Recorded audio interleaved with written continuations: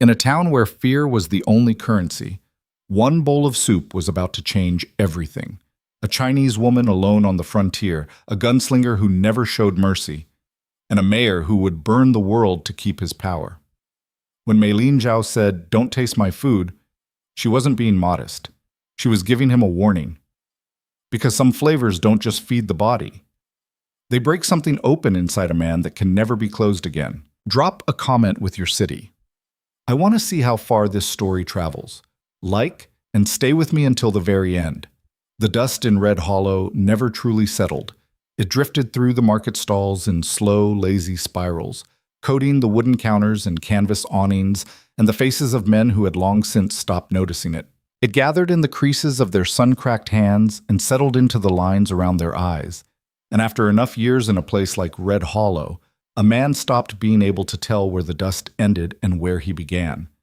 The town had a way of doing that, of wearing people down until they resembled the land itself, hard, dry, and indifferent to the suffering of others. It was 1874, and the Wyoming Territory was still the kind of place where a man could disappear without much fuss. The railroad had passed 20 miles to the north, close enough to bring commerce, but far enough that Red Hollow retained the particular lawlessness of a town that believed itself forgotten.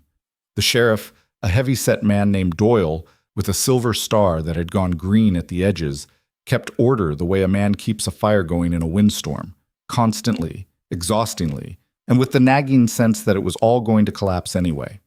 Mayor Caleb Ward had made sure of that. He made sure of most things in Red Hollow. But on this particular Tuesday afternoon in October, when the mountains to the west had begun wearing their first serious snowcaps and the air smelled of wood smoke and coming cold, the thing that occupied the attention of the market was not Mayor Ward, and it was not Sheriff Doyle.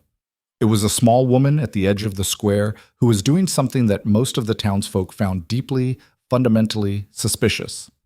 She was cooking, not cooking the way Hattie Brannigan cooked at the Saloon, great slabs of beef charred black on an iron skillet thrown onto a plate with the ceremony of someone dealing cards. Not cooking the way the baker on 2nd Street cooked, with enough flour and lard to spackle a wall. Mei Lin Zhao cooked the way a person speaks in their mother tongue, with an ease so complete it looked like something else entirely, like magic, like prayer, like something that had no business being performed in the open air of a frontier market where men traded in cattle and suspicion in roughly equal measure. Her stall occupied a narrow gap between the leatherworker's shop and the edge of the market fence, in a spot that no one else had wanted because the afternoon shadow fell across it and the ground was uneven. She had leveled it herself with flat stones she'd carried from the creek bed. She'd built the counter from 2 planks of salvaged pine and a pair of sawhorses that she'd reinforced with wire until they were solid enough to hold the weight of her clay pots. The clay pots themselves were a source of considerable comment among the market regulars. They were not the cast iron of civilized people, several men had noted loudly, but the small, round-bellied vessels of some foreign tradition that had no place in Wyoming. Mei Lin had heard this opinion many times. She did not modify her equipment. She was 28 years old, though she looked both younger and older depending on the light. Younger because her face had kept something fine and undefended about it, despite everything. Older because her eyes held the particular stillness of a person who has already survived the worst thing they could imagine and has since stopped being surprised by ordinary pain. She wore her black hair braided and pinned, and she worked with the focused, unhurried precision of someone who had learned that efficiency and grace were not opposites. Her English was good, better than several people who mocked it, acquired through years of necessity and reinforced by a fierce private discipline.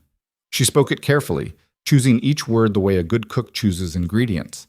Nothing wasted, nothing imprecise. The smells that came from her stall were the primary source of controversy. Garlic, yes, that much people recognized and approved of reluctantly. But layered beneath and above it were notes that Red Hollow had no name for. The deep, almost mineral richness of dried mushrooms that had been soaking since dawn. The warm medicinal scent of star anise. The faint sweetness of rice wine vinegar. And underneath everything, slow and serious as a foundation, the smell of a bone broth that had been simmering since before the sun rose. On Tuesdays and Thursdays, she made a noodle soup with hand-pulled noodles she worked right there at the counter, stretching and folding the dough with a rhythm that children stopped to watch from a safe distance, as if she might be doing something dangerous. She might have been, in a sense. In a town built on sameness and the enforcement of it, the act of being visibly, unapologetically other was its own kind of danger. Most days, her only customers were the Chinese miners from the camp 3 miles east. Men who arrived early, spoke quietly with her in Cantonese, ate with the focused gratitude of people tasting something that reminded them of a life they were no longer sure they would ever return to, and then left before the market got busy enough for their presence to attract commentary. Occasionally a ranch hand, curious enough to overcome his suspicion, would stop and peer at her wares, and if she caught him looking, she would hold his gaze with a calm, patient expression that most men found either unsettling or challenging, depending on their temperament. Once in a while, one of them ordered something. Usually they didn't come back. She did not mind. She cooked because she could not stop cooking, not because she needed the approval of Red Hollow. The memory lived in her hands. Her father had owned a small restaurant in Guangdong province, a narrow room with 6 tables and a kitchen that seemed too small to contain the work that came out of it. Zhao Wenhai had been a man who believed that cooking was the most honest form of human communication, that a person's character was fully legible in the food they prepared, and that a meal made with care was a kind of letter written to the people who ate it. He had taught Meilin to cook the way other fathers teach their sons to ride or to fight, with seriousness, with standards, with the understanding that this was a skill that would carry her through her life. He had not anticipated that it would carry her quite this far.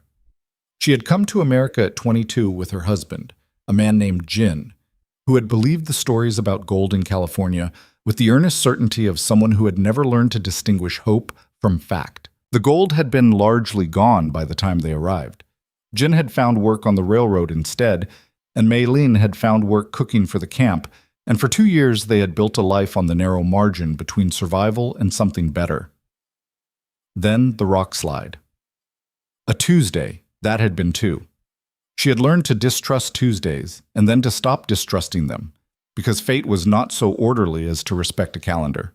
She had kept moving afterward because stopping felt like drowning. She had followed the railroad work east and north, cooking for camps and settlements, and once for a strange, wealthy family outside of Cheyenne who paid her generously and never spoke to her directly, addressing all requests through their housekeeper as if Meilin were a piece of equipment that had to be operated by an intermediary. Eventually, she had found herself in Red Hollow, in possession of enough saved money to set up a small stall and enough stubbornness to maintain it, despite the consistent message from the town that she was not wanted.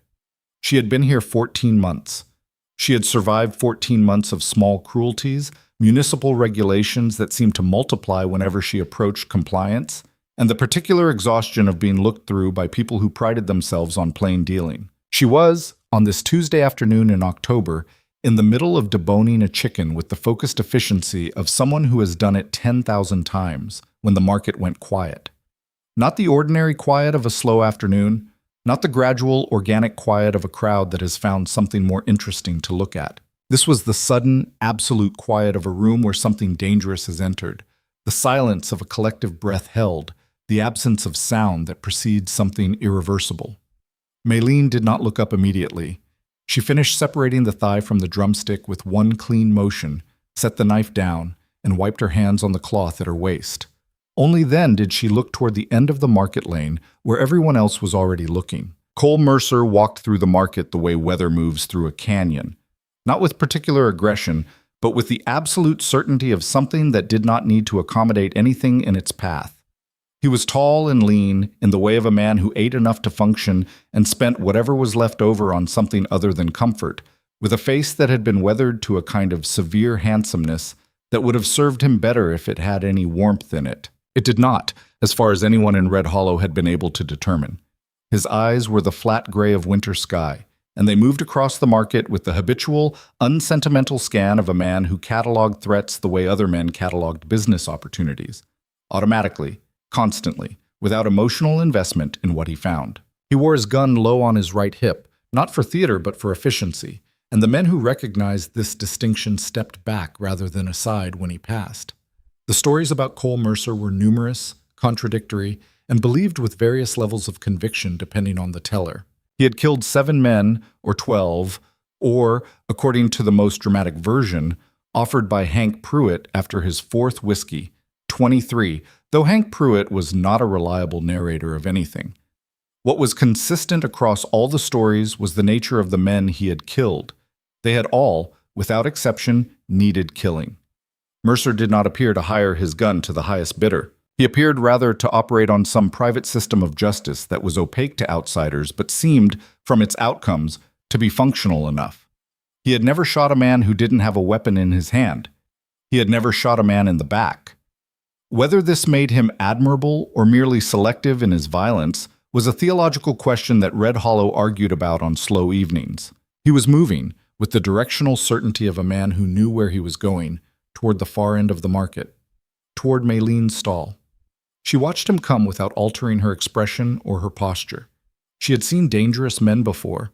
She had cooked for men who carried violence the way others carry weather inside them, not as a decision, but as a condition. She understood that danger had many kinds, and that the loudest danger was rarely the most serious. Cole Mercer moved quietly. That told her more than his gun did. He stopped in front of her counter. Up close he was larger than he'd appeared at the end of the lane, not in height, which was merely considerable, but in the quality of his presence, which was the kind that takes up more space than its physical dimensions account for. He looked at her stall with the expression of a man conducting a serious appraisal. He looked at the clay pots, the hanging dried chilies, the small bundles of herbs she kept in jars along the back of the counter, the noodles she'd set aside to dry, the bowl she'd been preparing when the market went quiet. Then he looked at her.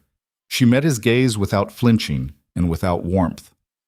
"Don't taste my food," she said. Her voice was even. Not rude, not afraid. Simply factual, the way a person states something that requires no elaboration. Mercer's expression did not change. That a warning or a preference? Both. Why? She considered him for a moment with those still, measuring eyes. "Because you will come back," she said, "and I am not open every day." Something moved very briefly through his face, not quite amusement, not quite anything she had a name for. He looked again at the bowl on the counter. It was a simple preparation: clear broth with hand-pulled noodles, sliced green onion, a soft-boiled egg halved to show the jammy gold of the yolk, and 3 thin slices of braised pork arranged with the casual artfulness of someone who had been making food beautiful for so long they no longer had to think about it. He picked up the spoon that was resting on the side of the bowl. "That's mine," said old Peng from 3 feet away, where he'd been waiting patiently. Peng was 71, a former railroad worker who'd stayed in Red Hollow when his legs gave out and now repaired boots at a small bench near the livery. He looked at Mercer with the mild, unimpressed gaze of a man who had lived long enough to find gunslingers merely inconvenient. Mercer set the spoon back down. He looked at Maylene. "You got another bowl?" She looked at him for a long moment. Then without a word she turned and ladled broth into a second bowl. She pulled noodles from the drying rack, dropped them briefly into the pot to soften, arranged them in the bowl with the same unconscious care. Egg, pork, green onion. She set it on the counter in front of him. She did not offer a spoon. He found one himself in the small clay cup she kept them in at the corner of the counter, and he tasted the broth. The market watched. In Red Hollow, there had been an informal consensus about Maylene Zhao's food for about as long as she had been in town. People who had not tasted it were quite certain it was either inedible or dangerous. Foreign was the word that covered both concerns, a word that functioned as both adjective and verdict. People who had tasted it, old Peng, the 3 or 4 ranch hands who'd tried it once out of drunken curiosity, the widow Morrison who'd bought soup from her last winter when she'd been sick and nothing else had helped. These people said nothing to contradict the consensus, because that was the kind of thing you learned in Red Hollow. You kept the things that complicated the story to yourself. Cole Mercer tasted the broth and went very still. Not the stillness of displeasure, not the performance of someone trying to conceal a reaction. The genuine, unguarded stillness of a person who has been stopped mid-motion by something they did not expect. His eyes, which had been scanning the market with their habitual vigilance, settled, focused. He looked down at the bowl as if it had said something to him. He took another spoonful. Old Peng, who had been watching this from his spot 3 feet away, looked at Maylene with a small, knowing expression. Maylene looked at the counter. The market was waiting for the gunslinger to do something they could categorize, to spit it out with contempt, to say something dismissive, to walk away. These were the available options in Red Hollow's vocabulary of response to Maylene Zhao's cooking. Mercer did none of them. He ate the bowl of soup with the systematic, focused attention of a man eating something he intends to understand. He did not speak. He did not look up. He ate the noodles and the egg and the pork, and he drank the last of the broth directly from the bowl, which was not something that most men in Red Hollow would have done in public. And when he was done, he set the bowl down on the counter. He reached into his coat and laid 2 coins beside the bowl. More than the soup cost. Considerably more. Then he looked at Maylene, and for the first time his expression carried something that was not assessment. "What time do you open?" he said. She looked at the coins. She looked at him. 7 o'clock, she said. Tuesday, Thursday, Saturday. He nodded once, with the air of a man filing information he intended to use, and walked away through the market. The crowd parted for him with the same efficiency it had shown before. The market noise returned slowly, the way sound returns to a room after a loud crash, cautiously, as if testing whether it was safe. Old Peng picked up his spoon and looked into his own bowl, which had been waiting patiently through all of this, and said something in Cantonese that made the corners of Maylene's mouth move slightly upward. "I know," she said in the same language. "I told him not to. He came back on Thursday." This created in the market a level of unease that was difficult to articulate and impossible to ignore. It wasn't that anyone had expected him not to come back exactly, but the return of Cole Mercer to a Chinese woman's food stall in broad daylight twice in a week was the kind of thing that required processing. Red Hollow was not a town that processed things quickly. It was a town that sat with information and turned it over and argued about it at the bar, and arrived eventually at an interpretation that confirmed what it already believed. The problem was that Mercer's return did not confirm anything anyone already believed, and the town was still working on what to do with that. He sat on the crate he'd appropriated on Tuesday. Maylene had noted that it was a crate that had previously belonged to the leather worker next door, and that the leather worker, a man named Grimes, who was 6 feet tall and broad as a door, had said nothing about this. And he ate a bowl of something she had made with braised pork belly and pickled mustard greens, a preparation her father had made on cold days, and he was quiet. He was, she had already decided, a man who used silence the way other men used words, deliberately, with specific intentions. There was no awkwardness in his quiet. He sat with the self-contained ease of someone who had long since stopped needing the world to fill up the empty spaces. She worked around him. She was not going to perform ease she didn't feel, but she was also not going to let his presence disrupt the work, because the work was its own discipline and she had learned to protect it. After he'd eaten half the bowl, he said, without looking up, "Ward sent someone to talk to you yet?" She was slicing green onion in the thin, precise cuts her father had taught her. She did not pause. "No." "He will." "I know." He ate in silence for a moment. "How long have you been here? 14 months? You had trouble before?" She considered the question. What kind of trouble are we discussing? Something shifted in his expression, the fractional softening that passed in his economy of effect for something approaching appreciation. The kind that comes with a signature at the bottom. "Tax reassessments," she said. 3 times, each one more creative than the last. A municipal code about the materials allowed for market stall construction, which was apparently new, and which required me to replace my counter. She set down the knife and looked at him directly. "The counter I currently have cost me $4 and 2 days of work. The replacement required by the code would have cost $37 and could only be purchased from the lumberyard that Mayor Ward owns." Mercer looked at her. "What did you do?" "I bought used lumber from the Hannigan Ranch for $2, she said, and had it certified by the county assessor in Millbrook rather than by the town inspector here." The corner of her mouth moved. The Millbrook assessor was not aware that there was a new municipal code, nor, it turned out, was anyone else. The code had never been formally passed. It was a draft that had been applied as if it were law. A long pause. "You did your research," Mercer said. "I always do my research." He finished the bowl. He laid 3 coins on the counter, again, more than the cost, and stood. He looked at her stall for a moment. the same appraising look he'd given it on Tuesday, and then he looked at her. "Ward won't send paper next time," he said. She held his gaze. "I know." He left. She watched him go and then turned back to her prep work, her hands resuming their rhythm. Old Peng, who had been sitting nearby and pretending to concentrate on his food, looked up at her. "You understand he's trying to help," Peng said in Cantonese. "I understand he's trying to help himself feel useful," she said. Peng made a small sound that was not quite disagreement. By Saturday, the dynamic of the market had shifted in a way that was almost geological, imperceptible in moment-by-moment observation, but unmistakable in its cumulative effect. The men who had made a habit of stopping to make remarks about Mei Lin's stall were no longer making those remarks. The boys who had occasionally thrown things, never anything large, nothing that could be called assault exactly, always at the edge of plausible deniability, were no longer throwing things. The women who crossed to the other side of the lane when they passed her stall were still crossing, but doing so with a slightly heightened consciousness of the act, as if they had become uncertain whether it was being observed. It was being observed. Mercer didn't stand guard. He didn't position himself between Mei Lin and the rest of the market with any kind of deliberate theatricality. He simply sat on the crate outside the leatherworker's shop, ate his food, and existed in the market with the profound, quiet authority of a man whom Red Hollow had decided it would prefer not to inconvenience. This was all that was required. His presence was a fact that reorganized the space around it. Mei Lin understood what was happening.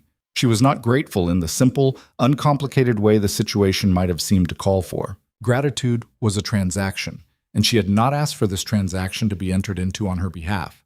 She had not asked Cole Mercer to appoint himself her protection, and she was aware that protection given without consent had a way of becoming its own kind of control.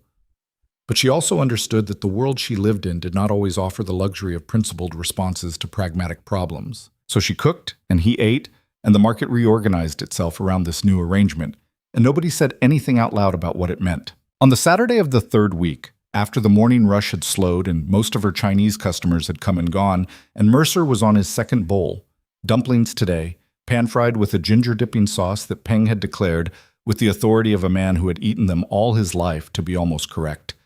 A man named Clive Harker stopped in front of her stall. Harker was one of Ward's men. Not officially, Ward didn't have official men, officially, but in the practical architecture of Red Hollow's power structure, Harker ran the eastern side of the market the way a foreman runs a crew, with Ward's implied authority and his own considerable size as enforcement mechanisms. He was not a stupid man, Mei Lin had assessed over 14 months. He was a man who had made a comfortable life for himself by being reliably useful to someone who needed reliable usefulness, which required a certain kind of intelligence, even if it was not the kind that got credit for being intelligence. He stood in front of her stall and looked at the prices she'd chalked on the small board. He looked at the clay pots. He looked with theatrical curiosity at the dumplings pan-frying in the iron skillet she'd finally invested in, because the clay pots were wrong for this preparation. "Heard you been busy, Sek," he said. Conversationally? "Moderately," she said. "Funny thing." He picked up one of her spice jars from the counter. Without asking, setting it down without examining it, the gesture calculated to communicate that her possessions occupied space he had a prior claim on. Some of the market council been saying there's a smell issue, coming from this end of the market. Complaints from customers. She continued working. "What kind of smell?" "Foreign smell." He smiled when he said it, which was worse than if he hadn't. "You know how people are. Different cultures, different sensory preferences. Some folks find it off-putting." "I find many things off-putting," she said. "I manage." Harker's smile stayed in place, but something behind it recalibrated. He had expected deference or deflection, and this was neither.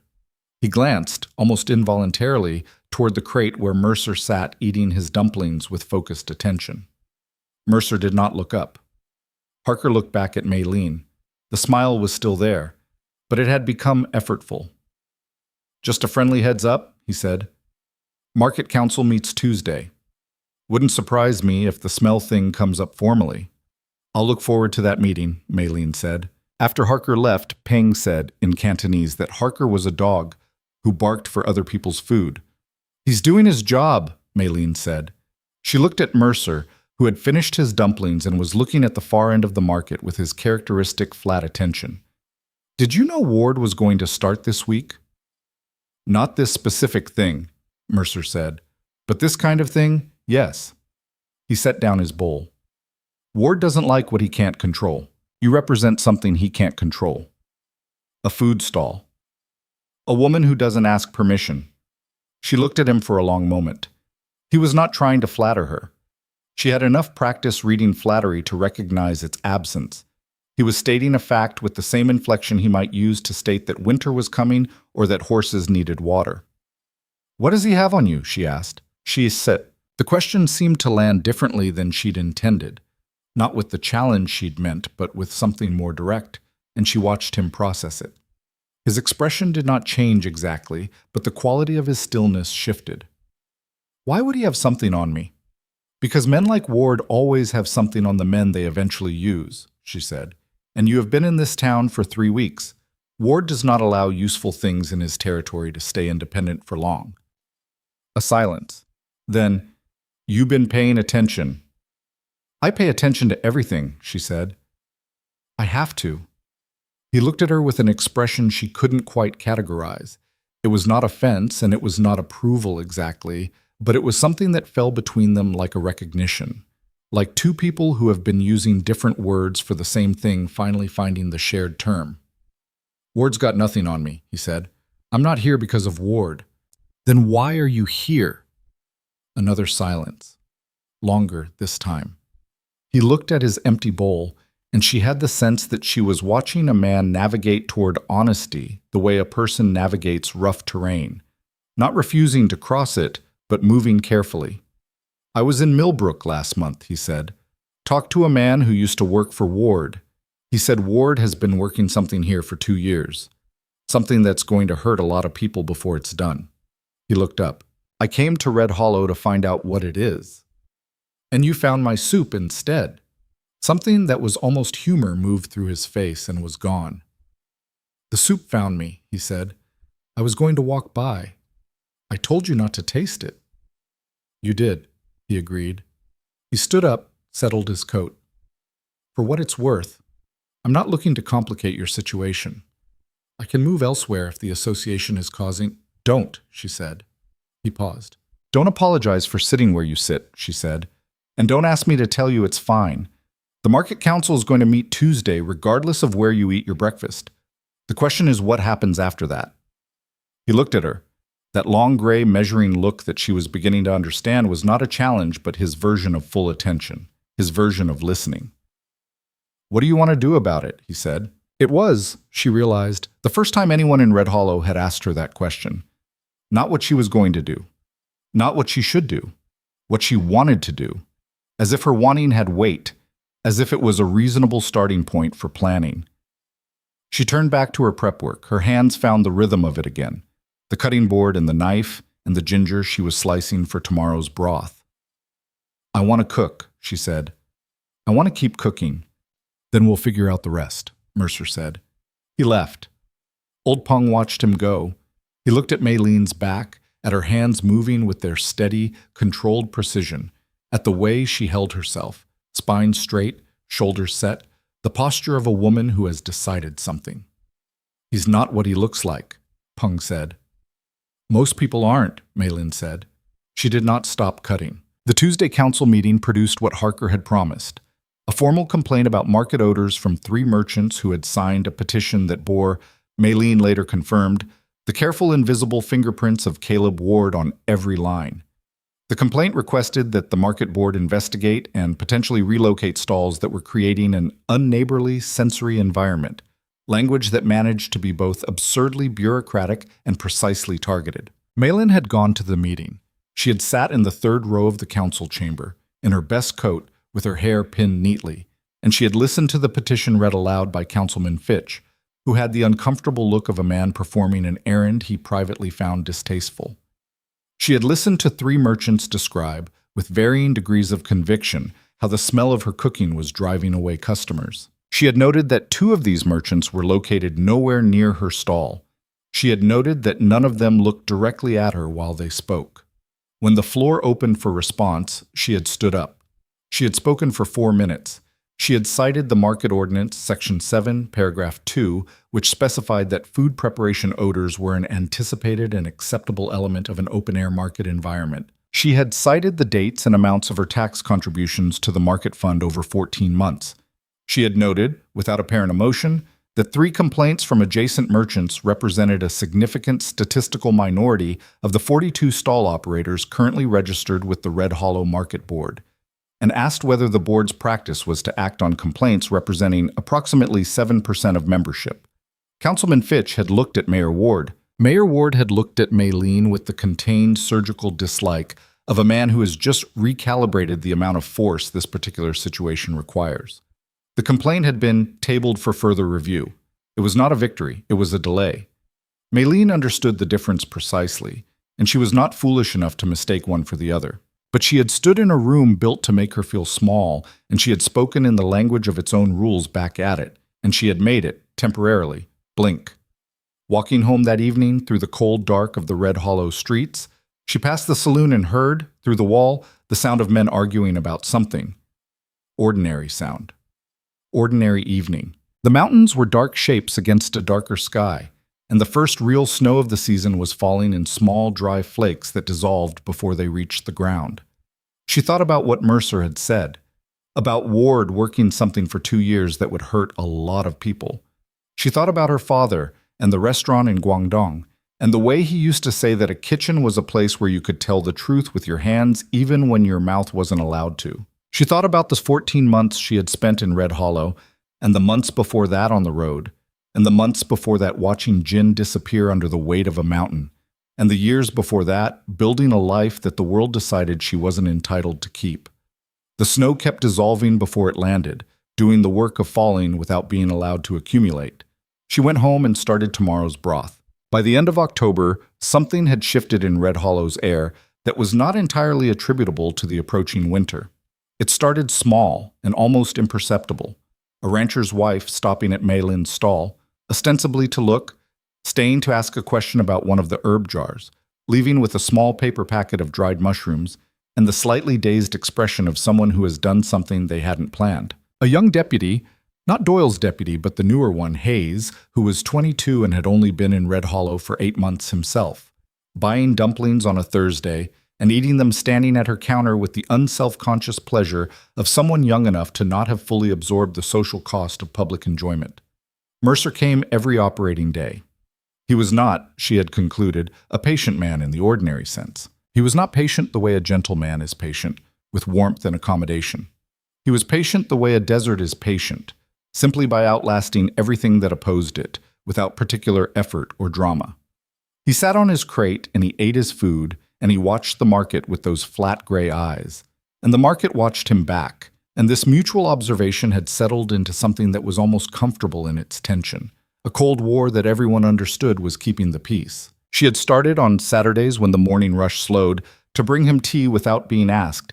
He had started, after his second bowl, to stack the empty dishes on the corner of her counter rather than leaving them wherever he happened to set them down. These were small things. They were not gestures of warmth precisely, or not only that. They were the adjustments of 2 people learning the grammar of a shared space. One Thursday evening in late October, she was closing down the stall, banking the coals, covering the clay pots, stacking the boards she kept under the counter to protect from rain, when he appeared at the corner of the stall. Not at the counter, which was his usual position, but at the side near where she worked. "Someone went through your storehouse last night," he said. She went still for a moment, then continued stacking the boards. "I know." Nothing was taken. "No," she agreed. But a jar of my dried chilies was moved. The lid of the rice bin was left open. My extra oil was placed on the wrong shelf. She looked at him. It was a message. Someone wanted me to know they could. Ward's getting impatient. "Ward's been impatient for months," she said. "He's moving to the next stage." Mercer was quiet for a moment. The evening market was emptying out around them, merchants covering their stalls and calling to each other with the comfortable informality of people who have shared a daily routine for years. "You should be careful going home alone," he said. Not in the way that men in Red Hollow usually said things like this to women, with the implicit suggestion that the danger was somehow her fault for being out, for being alone, for being. He said it the way he said most things, as information offered without decoration. "I've been careful for 14 months, she said. "I know." He paused. "I'm asking you to be more careful." She looked at him. In the evening light, his face was less severe. Shadows filled in the hard angles, or perhaps it was simply that she had been looking at him long enough to have started reading what was actually there, rather than what his reputation projected. There was something behind those flat eyes that was not flatness at all, she had gradually come to understand. There was something that had been very carefully covered over, the way you cover a fire when you need to travel. Not extinguished, just banked. "Walk me home," she said. Not asking, not exactly, stating. He did. They walked through the Red Hollow evening in silence, which was fine. The silence between them had long since stopped being empty. At the door of the small rented room she'd called home for 14 months, a room above the tanner's shop that smelled permanently of the work below, and that she had made as close to her own as she could, with a cotton curtain and 2 photographs and her father's recipe book kept on the small shelf by the window. She turned and looked at him. "You're going to find what Ward is hiding," she said. "Yes." "And when you do?" He looked at her with those banked gray eyes. "Then things get complicated," he said. She nodded. She had understood as much. She had understood that the quiet, cold equilibrium they currently occupied was not an ending, but a pause before something larger. "Come at 7 on Saturday," she said. "I'm making something my father made on cold mornings. It takes longer to prepare, and it's better if someone is there to eat it while it's hot." He looked at her for a moment. "All right," he said. She went inside. He stood in the street for a moment in the falling dark, the snow coming down harder now, beginning for the first time to stick, and then he turned and walked back toward the center of town. Behind the window of the mayor's office, a lamp burned late into the night.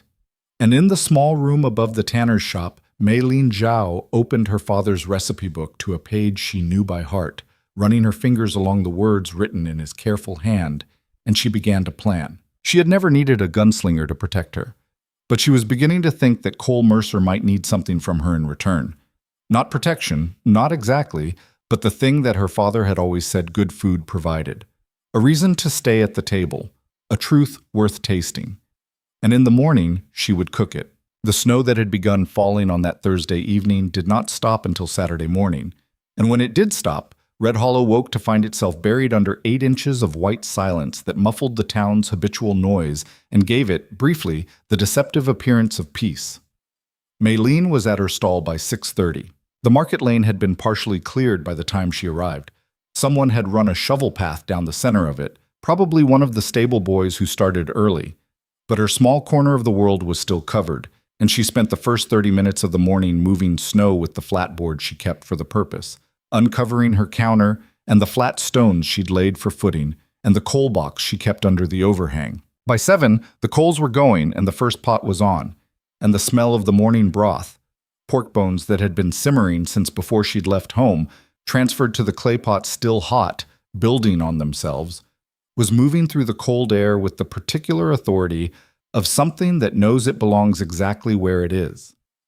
Mercer arrived at 7:05. She had not been certain he would. She had said come at 7, and she had meant it as an invitation rather than a command, and she understood that a man like Cole Mercer would read the distinction correctly, and that the distinction mattered.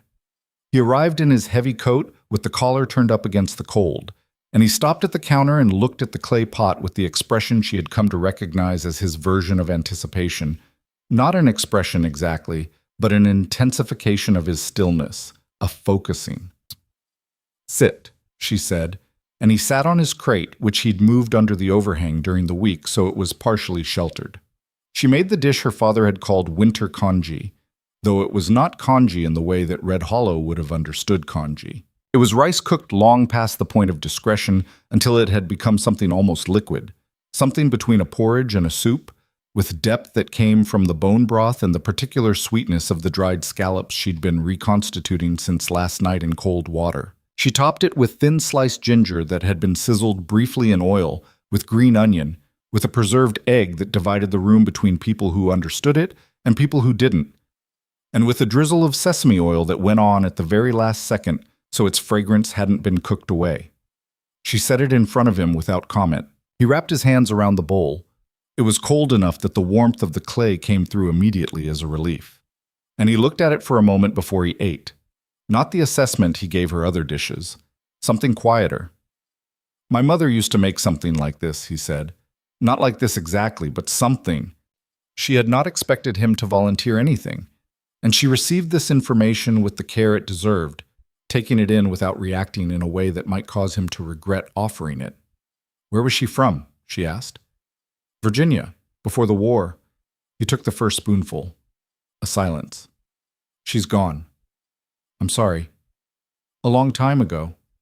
He said it the way people say it when they're not sure if a long time is supposed to make it smaller. She was cleaning the edge of the clay pot with a damp cloth, not looking at him, giving him the privacy of her inattention. "My father taught me this one," she said. "He said cold mornings required hot food and a reason to leave the house.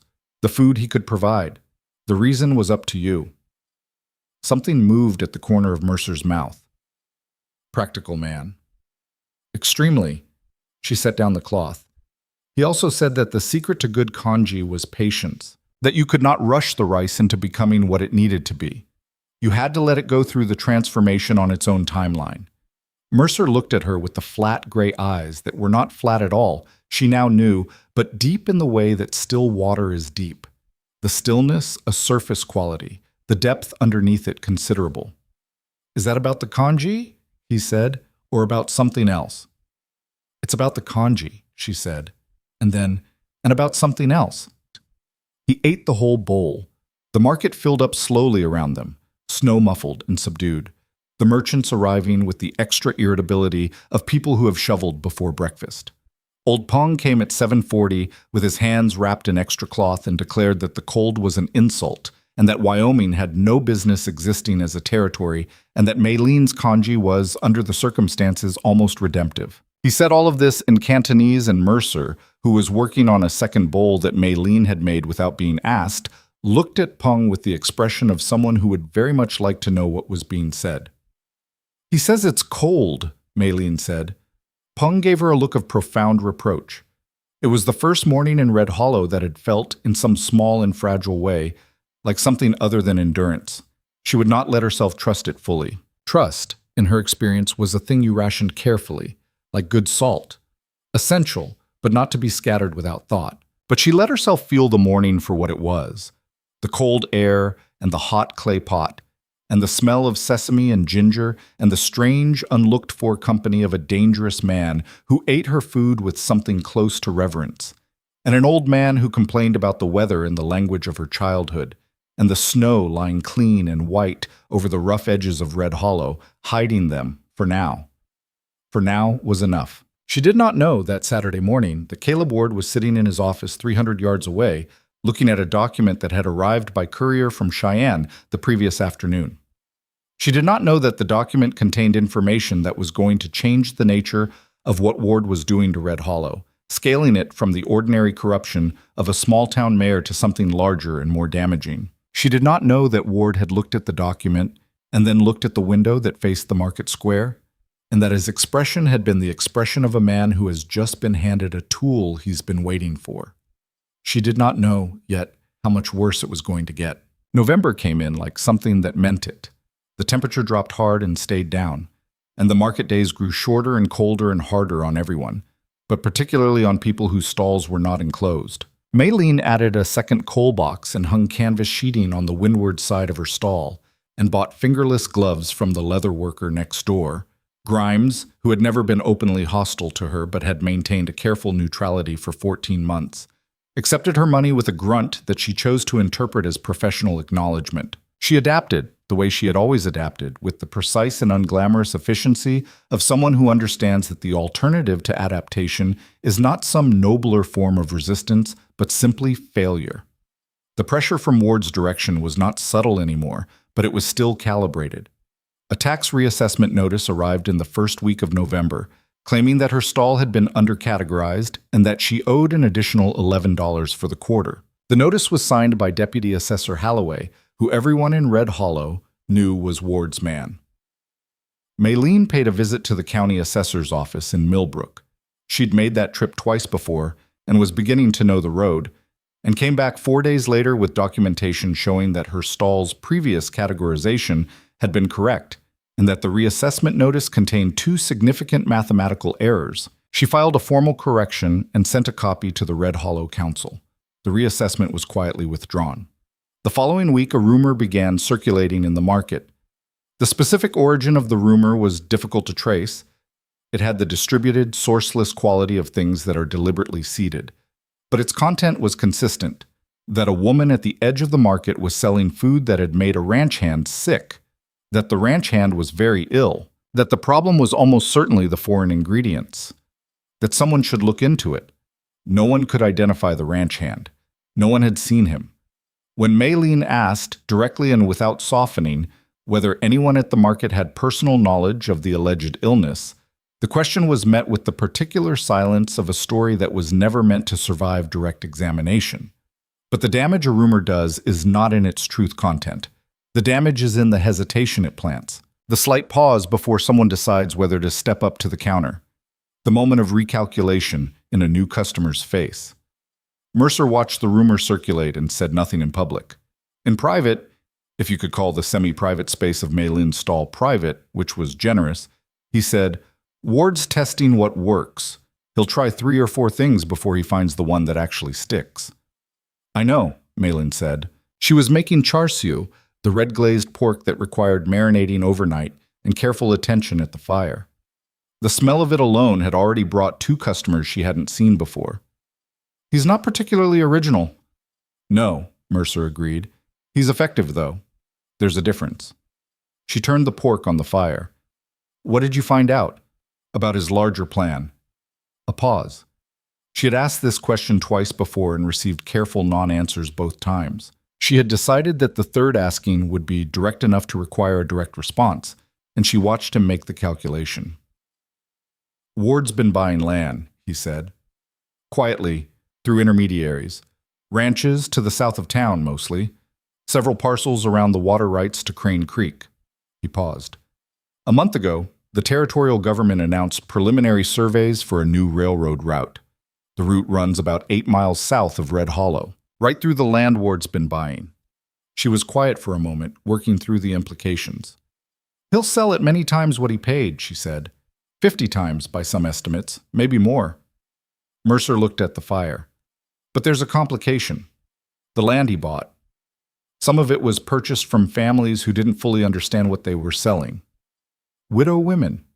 Men who had the papers put in front of them by Ward's lawyers when they were desperate, in debt. The deeds have some questionable elements.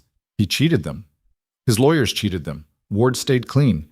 Mercer's voice carried no particular heat. He was stating facts the way he always did, with that even, relentless precision. If someone were to look closely at those deeds, and if someone were to find the families willing to speak on the record, there's a case to be made. But Ward has the sheriff, and he has the council, and he has the territorial representative in Cheyenne in his pocket. Who doesn't he have?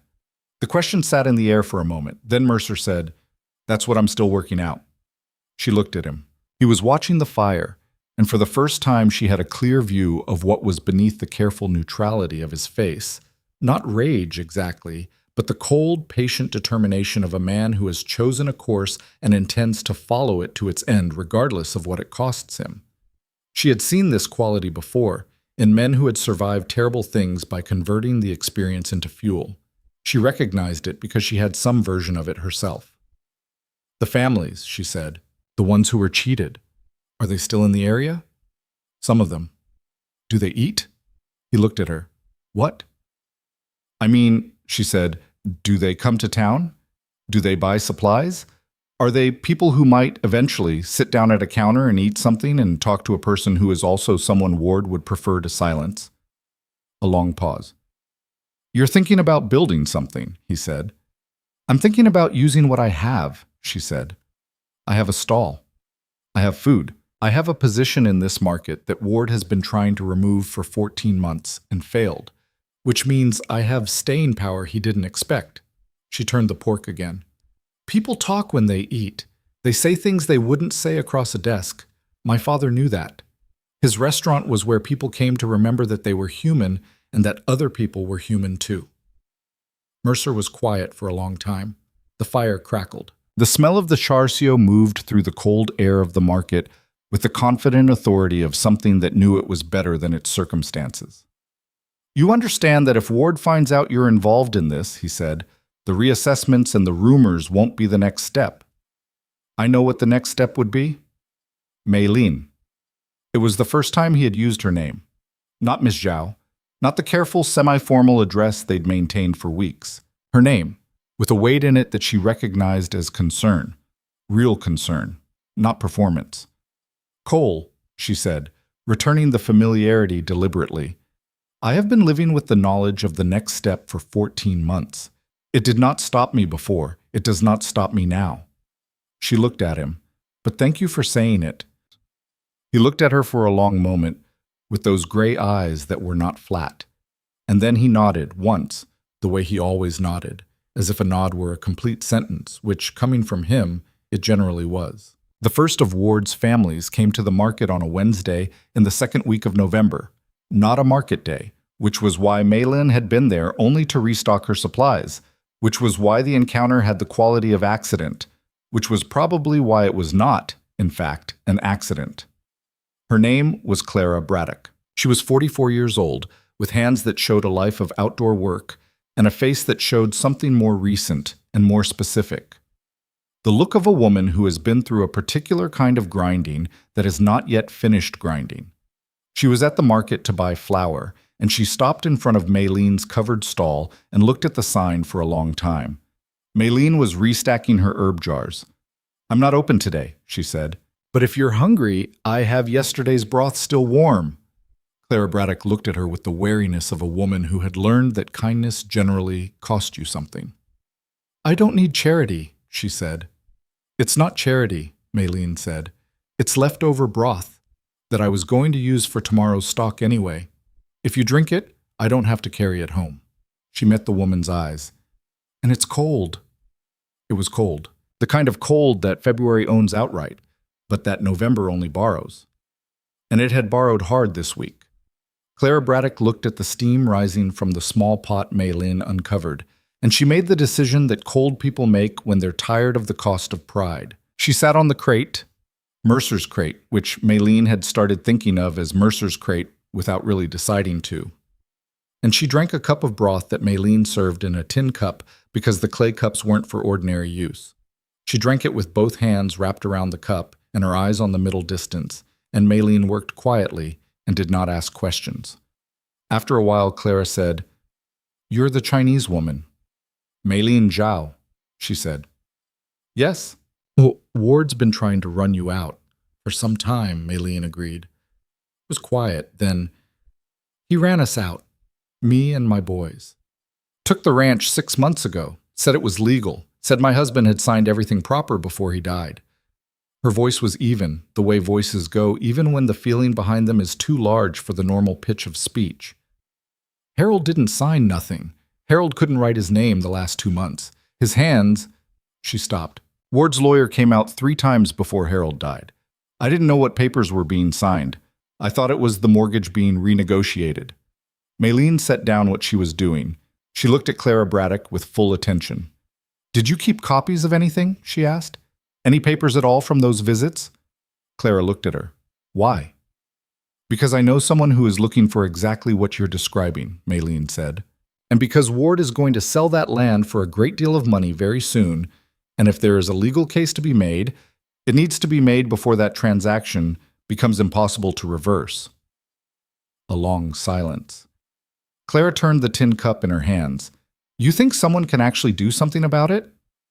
I don't know, Mei-Lin said, which was the honest answer. I think someone is trying to do something about it. Whether trying becomes doing depends on how much evidence there is and who is willing to speak. Clara looked at her. She was not a woman given to quick decisions. That much was obvious from her face, which processed things carefully, with the thoroughness of someone who has been burned before. Ward's got men everywhere, she said. If he finds out I'm talking to anyone, then we make sure he doesn't find out, Maylene said. You came here for flour. You had a cup of leftover broth from a woman who was restocking her stall. Nothing happened here. She held Clara's gaze. Come back on Saturday, for breakfast, and bring the papers if you have them. Clara Braddock stood up. She handed back the tin cup with the carefulness of a woman returning something valuable. Saturday, she said. She bought her flour and left. Maylene stood at her covered counter in the cold, empty market and looked at the space Clara had vacated, and she thought about her father's restaurant, about the people who had come there not only to eat, but to be among other people who were also surviving, about the way a table could be a kind of testimony. She thought about what Mercer had said, about building something. She realized, already building it. Clara Braddock came on Saturday. She came alone, and she sat at the counter, and she ate a bowl of noodle soup with the careful attention of someone tasting something for which they have no reference point, and then ate it to the bottom of the bowl. She had brought a leather folder, old and worn, with papers inside that she placed on the corner of the counter without comment. Mercer arrived at 7:15, and when he saw Clara, he stopped at the end of the counter and looked at Maylene. Clara Braddock, Maylene said. She has papers. He sat down at the end of the counter, not beside Clara, but in a position that was not confrontational, and he looked at the leather folder without reaching for it. Mrs. Braddock, he said, I'm sorry about your husband. Clara looked at him with the flat, assessing look of a woman who has heard condolences enough to sort the ones that mean something from the ones that don't. Whatever she found in Mercer's face seemed to satisfy some minimal threshold. You're the gunslinger, she said. I'm Cole Mercer. Ward's men say you're trouble. Ward's men are right about that, he said. I'm trouble specifically for Ward. If that matters to you. Clara looked at the leather folder. She looked at Maylene. Then she pushed the folder toward Mercer. He opened it carefully, and Maylene watched his face as he read. Not with the searching urgency of a man hoping to find something, but with the deliberate calm of a man reading something he half expected to find. His eyes moved down the pages with care. He turned one page, turned another. This is a deed transfer, he said, dated March of this year. My husband died in February, Clara said. Silence. Mercer looked at the signature line at the bottom of the deed. He looked at it for a long time. This signature is not his, Clara said. Her voice did not waver. It was the voice of a woman who had been carrying this knowledge alone for 8 months, and who was now, finally, setting it down somewhere other than her own chest. I know my husband's signature. I have 30 years of letters and receipts with his signature. That is not it. Mercer closed the folder. He did not reach for it immediately. He sat for a moment with his hands flat on the counter and his gaze on the middle distance, and Maylene recognized the look. Not of a man calculating exactly, but of a man placing one weight on a scale and watching what shifts. I need to show this to someone in Millbrook, he said, a lawyer named Connors, who is one of 3 lawyers in the territory that Ward hasn't touched. Would you be willing to make a statement?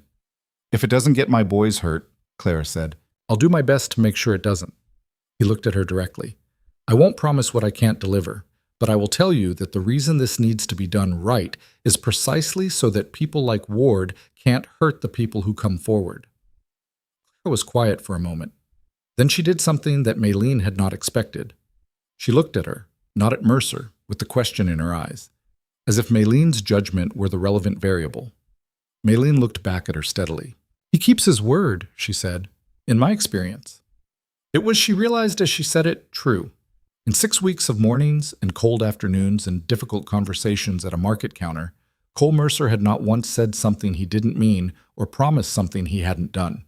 She had spent months waiting for the angle, the thing he wanted, the transaction he was ultimately running, and had not found it, which was either the most sophisticated long game she'd ever encountered or the simpler thing, that he was, at his core, a man with a moral structure, even if that structure had been built in the dark and had some rough edges. Clara nodded. All right, she said. She ate the rest of her soup. Mercer took the folder. No one said anything about what they had just agreed to, which was the nature of agreements made in cold air over hot food. They didn't require ceremony. They just required people showing up and being honest about what they were and what they intended. Old Ping arrived at 8, and ate as usual and said in Cantonese that the morning felt significant in a way he could not articulate. "You're imagining things," Maylene told him. He said he was 71 years old and that at 71 you either trusted your instincts or you were a fool. She gave him a second bowl. The days that followed had the quality of held breath.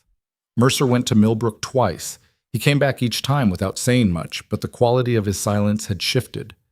There was movement in it now, the stillness of a man who has a plan in motion and is tracking it with the concentrated attention of someone who cannot afford to stop watching. Maylene noticed that he stayed longer at the stall in the mornings, not talking, but present with a weight that was different from the pleasant occupying weight of the past weeks. He was thinking. She let him. Ward's pressure escalated in the small creative ways it had been escalating. A health inspection materialized on a Tuesday, conducted by a man Maylene had never seen before, who spent 25 minutes looking at her stall with the theatrical thoroughness of someone looking for something specific that he had been told he would find. He did not find it, because there was nothing to find.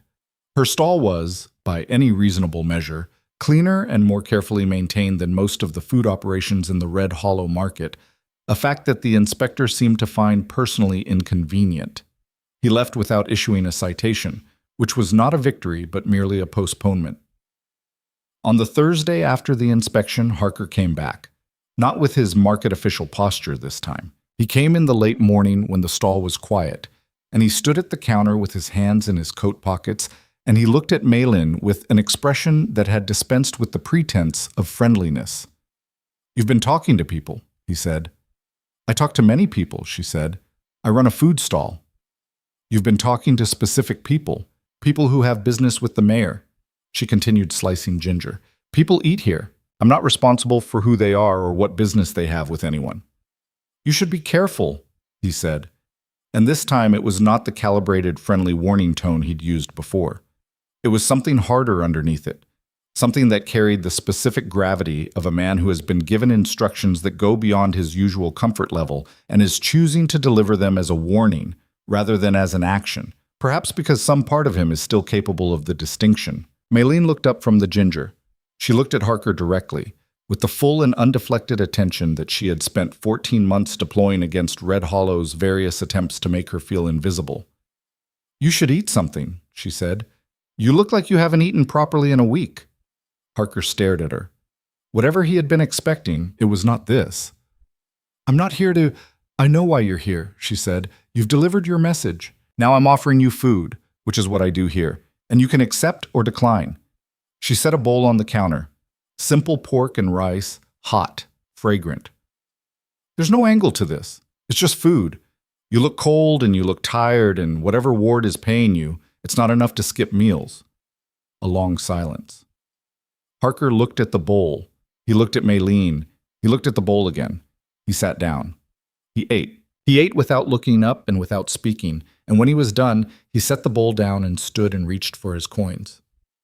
"No charge," she said. He looked at her with an expression that was very complicated and that he seemed to have no vocabulary for. Then he left. Maylene watched him go and turned back to her prep work. Mercer materialized at the corner of the stall. He'd been at the far end of the market when Harker arrived, and had returned without her noticing. "Did you just feed Ward's enforcer?" he said. "He was hungry," she said. "And I wanted him to remember that I'm a person." Mercer was quiet for a moment. "You think that works?" "Not always," she said, "but sometimes." She looked at him.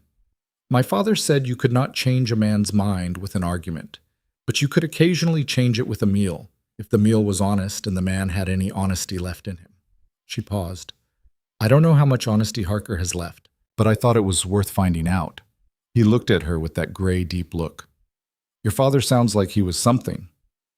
"He was everything," she said, and meant it, and did not look away from the pot she was stirring because some feelings were too large for eye contact. They worked in silence for a while, her cooking, him sitting, both of them occupying the shared space with the comfortable efficiency of people who have learned each other's rhythms. The market moved around them, merchants calling prices, horses being led past on the lane, the cold light of a November morning making everything look simultaneously harsher and cleaner than it really was. "I got a letter from Connors," Mercer said, after a long while. She didn't look up. And? He thinks the Braddock deed is fraudulent. He says there are two others in the county records that may have similar issues. He wants to file a formal challenge with the territorial court, but he needs more than one affidavit. He needs at least 3 families on record, and he needs them in the next 3 weeks before the railroad sale goes to contract. 3 weeks. She thought about Clara Braddock's face, the held-down grief of 8 months of injustice, and she thought about the other families, the ones she didn't know yet, who were out there somewhere in the cold Wyoming landscape carrying their own version of the same weight. "I'll need Saturday," she said. "For what?" "For cooking," she said. "For feeding people. For being the kind of place where someone in trouble might stop." She looked at him. "Can you get word to the other families without Ward finding out?" "I can try." "Then try," she said. "And come early. I'll need someone to carry the water." He looked at her, and she saw it again. That thing beneath the flatness, that banked and careful thing. It was warmer this time, or she was better at reading it. "I'll be here at 6, he said. She nodded and turned back to her work. 6 was fine. 6 gave her time to have the broth going before anyone arrived, which was what mattered. You could not ask people to do something hard on an empty stomach. You had to feed them first, give them warmth and time and the simple dignity of being cared for. And then, when they were full and warm and reminded of their own humanity, then you could ask them to be brave. Her father had known this. He had run his restaurant through terrible years, through times when the neighborhood around it was afraid and angry and fractured, and he had kept the lights on and the kitchen going, and he had fed people, and some of those people had found, in the act of eating together, the courage to do things they otherwise wouldn't have done. A kitchen was not a weapon. But it was not nothing either. Outside, the November wind picked up and moved through the market lane with a sound like something being decided. Maylene added wood to the coal box and did not flinch. She had 14 months of practice at not flinching. She intended to use every one of them. The Saturday that Mercer had promised to arrive at 6 came in cold and moonless, the kind of dark that sits on a town like a held judgment, and he was there at 5:50 with 2 buckets of water from the pump and no explanation for the extra 10 minutes, which she did not require. They worked side by side in the dark before the market woke. Maylene building her fires and setting her pots, and Mercer carrying and stacking with the quiet efficiency of a man who does not need to be told what is useful. He did not get in her way. He did not try to direct the operation. He understood, she had come to realize, the specific intelligence of other people's competence. He could read when someone knew what they were doing, and he had the discipline to let them do it, which was rarer than it should have been in men who carried guns and had reputations built on their capacity for action. By 6:30, the stall smelled of bone broth and star anise, and the particular warmth of a small fire doing its job against a large cold, and the first of the families arrived before 7. They came the way people come when they are afraid and hungry in roughly equal measure, separately, at intervals, on the pretense of ordinary market errands. A man named Silas Greer, 40 years old, who had lost 40 acres of bottomland to a ward deed transfer the previous spring and was now working as a hired hand on land that had once been his own. He came for flour, ostensibly, and stayed because the smell of Maylene's cooking reached him at the market entrance and directed him, the way a good smell always directs a person who has been cold and underfed, to the source. After him came the Okafor brothers, 2 men, James and William, freedmen who had built a small cattle operation over 8 years of brutal work, and who had lost it to a combination of Ward's legal maneuvering and a bank that had called their note at the exact moment Ward's intermediary made an offer. They arrived together, which was the only way they went anywhere in Red Hollow, with the close, watchful positioning of men who have learned that the world is less likely to move against you when you present it with a united front. Clara Braddock arrived last, with her 2 boys, both teenagers, who looked at Mercer with the wary assessment of young men trying to determine whether an adult is worth trusting. Mercer acknowledged them with a nod that treated them as the adults they were, almost but not quite. They sat down. Maylene fed everyone. She did not sit down herself, not yet. She moved from pot to counter to fire and back, filling bowls and refilling them, keeping the tea hot, keeping the broth going, keeping the physical business of hospitality moving with the focused attention it required. This was its own kind of work, not just the cooking, but the creating of an atmosphere in which people could be honest, in which the walls came down enough for something real to happen. Her father had done it with 10 tables and 30 years of practice. She was doing it with a market stall and whatever she had learned from watching him. Mercer sat at the end of the counter, slightly apart from the others, and let it happen. He did not open the conversation. He understood. She could see that he understood, that the conversation could not be opened by him. He was a gunslinger. He was the muscle end of whatever this was. The opening had to come from somewhere softer, somewhere that didn't carry a gun, somewhere that offered food instead of force. It was Silas Greer who spoke first. He looked into his bowl of congee, and he said, without looking up, "Ward's lawyer told me the transfer was a standard debt settlement. Said Harold Braddock himself recommended me to the process." He looked up then at Clara. Said Harold vouched for it. Clara's jaw tightened. Harold was bedridden by then. "I know," Silas said. "I knew it then too. But what was I going to do? Go to Sheriff Doyle? Doyle's got Ward's money in his pocket going back 5 years. He looked at Mercer. "What exactly are you proposing here?" Mercer told him. He told it straight and without ornament. The fraudulent deeds, the lawyer in Millbrook, the 3-week window before the railroad sale went to contract, the territorial court filing that required multiple affidavits. He told them what the risks were. He told them what the outcome might be if everything went right, which was not guaranteed. He told them what the outcome would certainly be if nothing was done, which was that Ward would complete his sale, pocket the money, and continue doing exactly this to other people because the absence of consequence was the only permission he needed. Silas Greer was quiet for a long time after this. He looked at his bowl. He looked at Maylene, who had come to stand at her side of the counter, and he seemed to be trying to figure out what her role was in all of this. What motivated a Chinese cook in a market stall to be involved in a land fraud case? What her stake was? "Why are you in this?" he asked her directly. "Ward has been trying to close my stall for 14 months, she said. "I understand that his methods extend beyond food stalls. What he does to me is a small thing compared to what he has done to all of you, but the mechanism is the same." She looked at him steadily. "And I have a counter that people sit at. It turns out that is not a small thing."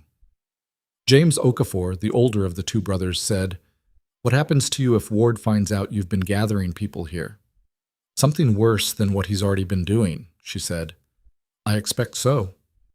"You're not afraid?" She thought about the honest answer. "I'm afraid constantly," she said. "I've been afraid since I arrived in this town. Fear is not the relevant variable. The relevant variable is whether you act anyway." William Okafor, who had not spoken until this point, looked at his brother. Some communication passed between them that required no words, the shorthand of men who have been through enough together that language is largely redundant. "What do you need from us?" William said. By the time the market proper opened at 8 o'clock, the people at Maylene's counter had been talking for 90 minutes. They had talked about their land, their losses, the specific details of the transactions that had stripped them of what they had built.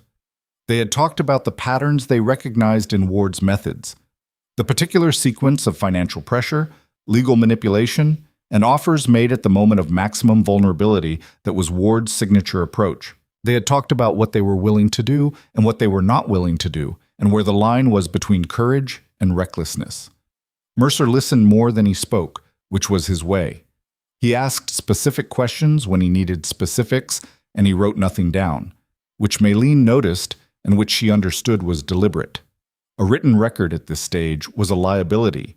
He was carrying it all in his head, organizing it into the structure that Connors and Millbrook would need. Before they left, each of the families took something from Maylene's counter. Not just the food, though they took that too, repaying it in the small ways that people without much money repay things. Silas Greer stacking her spare wood before he left, Clara's older boy refilling her water buckets without being asked, the Okafor brothers staying an extra 15 minutes to help break down the heavier equipment when the market closed. They took the piece of paper Mercer gave each of them with Connor's address in Millbrook. And they took, Maylene thought, the particular thing that a morning like this gives you.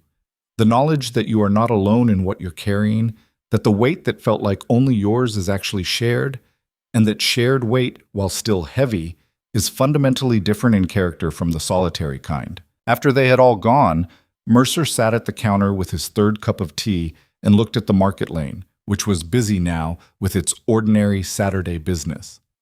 He looked tired in a way he didn't usually let show. Not physically tired, but the deeper kind.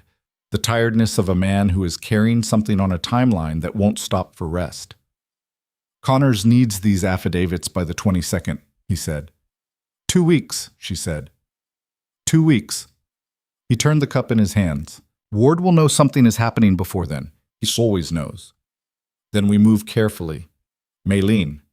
He said her name the same way he'd said it before, with weight, with the directional intent of someone trying to make sure they are actually heard. If Ward moves against the stall before those affidavits are filed, the families lose their nerve. They're brave people, but they're also people with children and no land and nothing to fall back on, Sean. If he makes an example of you, then I'll have to make sure he can't, she said. He looked at her. How? She was quiet for a moment, rinsing a bowl at the water bucket, her hands doing the familiar work. She thought about what she knew, and about what Ward knew she knew, and about the particular geometry of pressure and counterpressure that had been the shape of her life in Red Hollow for over a year. He needs to believe that I don't know what I know, she said. He needs to believe that I am exactly what he thinks I am, a stubborn woman with a food stall and no larger ambitions. As long as he believes that, he'll continue with the small, legal approaches, the inspections, the reassessments. She set down the bowl. It's the moment he understands that I'm part of something larger that he stops being careful. So we need 2 weeks of him thinking you're not part of something larger. 2 weeks of me being exactly what I appear to be, she said. A woman who cooks and serves food and talks to people who come to her stall, which is what I have always done. She looked at him. You, on the other hand, I need to not be here, he said. He had reached the same conclusion. She could see it. If Ward's watching, my presence every morning is a signal that something is coordinated. The acknowledgement cost him something. She could see that too. He had established the daily habit of her stall with a consistency that now, seen from the outside, had the unmistakable character of deliberate pattern. And patterns, once recognized by the wrong person, became maps to everything you were trying to protect. Not every morning, she said. Occasionally. The way a man who likes the food comes back occasionally. He nodded. He stood up and left the bowl on the corner of the counter where he always left it, that small, consistent gesture of consideration, and he looked at her for a moment before he left. Be careful, he said. You too, she said. He walked away through the busy Saturday market, and she watched him go with the particular quality of attention that she had been trying not to examine too closely for the past week, because examining it required acknowledging something that complicated an already complicated situation.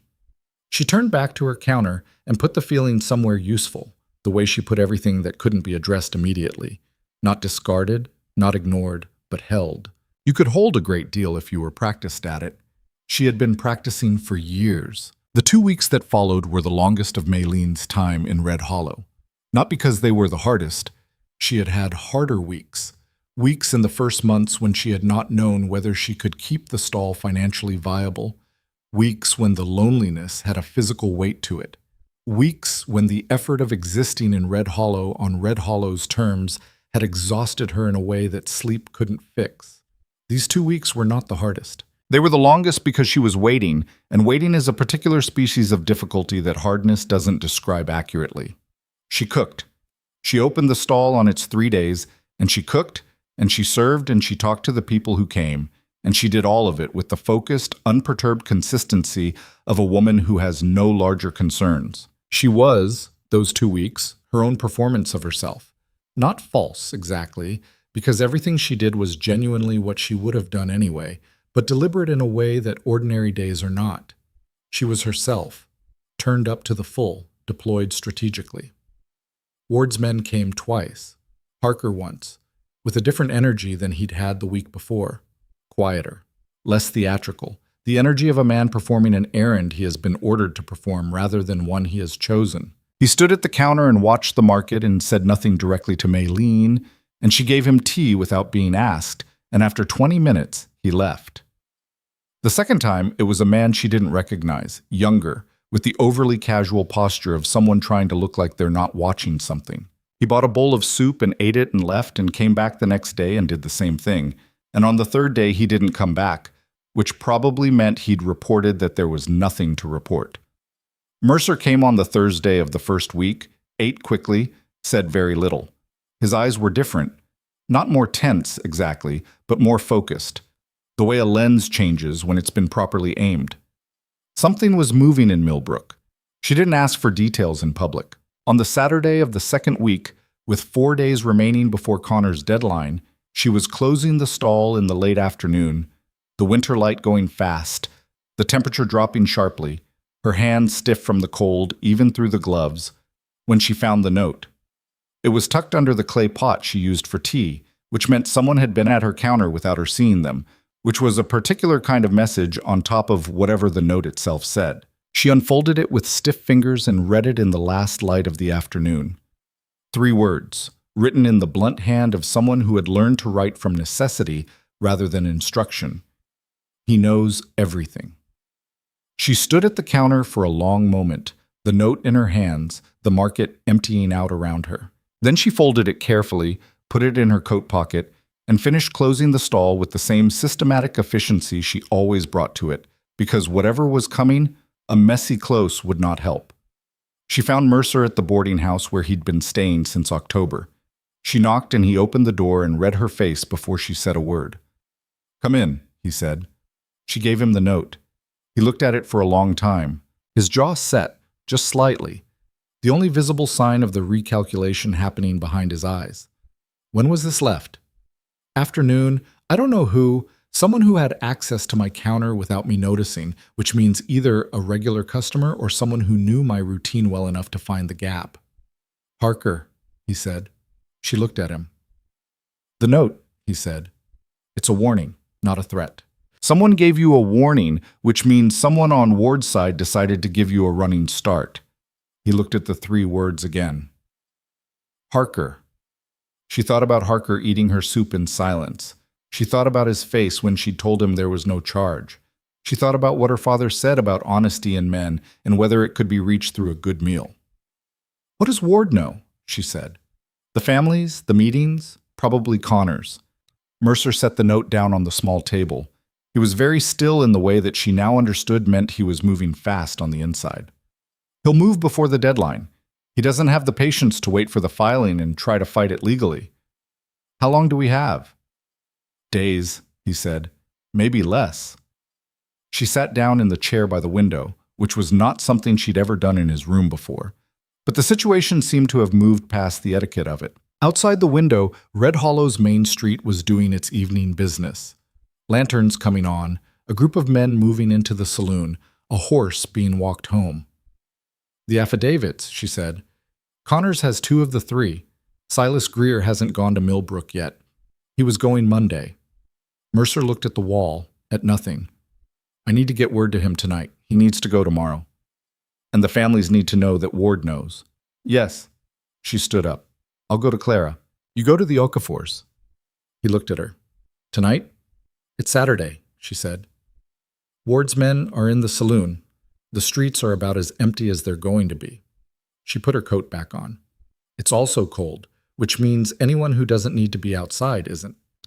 He studied her for a moment, and she could see him weighing whether to argue for caution, not from condescension, she understood, but from the genuine calculation of risk. And then he made the decision that she had come to expect from him. He trusted her judgment. "Be back before 10, he said, "and take the back lane past the Tanners." "I know every back lane in Red Hollow," she said. "I've been avoiding people on them for over a year." Something passed through his face that wasn't quite a smile, but occupied the same territory. "Right," he said. "Be careful anyway." She was back before 10. Clara had received the news with a stillness that was its own kind of courage, the stillness of a woman who had already anticipated that something like this was coming and had decided in advance that it would not stop her. Her older boy, Thomas, who was 17 and built like his father had apparently been, sat at the kitchen table with his hands flat on the wood and asked what they needed to do. Clara told him they needed to do nothing, that the work was already almost done, that 4 days was all they needed. Thomas looked at Maylene with the direct, level look of a young man who has taken stock of a situation and reached a conclusion. "You've been doing this for us," he said. "Not a question." "I've been doing it for reasons that include you," she said. "That's not quite the same thing." He nodded, taking the distinction seriously, the way young people sometimes do when an adult treats them as capable of nuance. What do we do if Ward moves against you before then? She had thought about this on the cold walk to the Braddock house. You go to Millbrook, she said. Regardless of what happens here, the affidavits get filed. That's the work. Everything else is secondary. Clara walked her to the door. At the threshold, in the dark cold of the November night, she caught Maylene's arm. Not roughly, but with the firm grip of a woman who needs to make sure she's heard. You're a good woman, she said. I want you to know I see that. Maylene looked at her. She had not been told this, in so many words, in a long time. She had been many things in Red Hollow. An outsider, a problem, a stubborn inconvenience, a curiosity.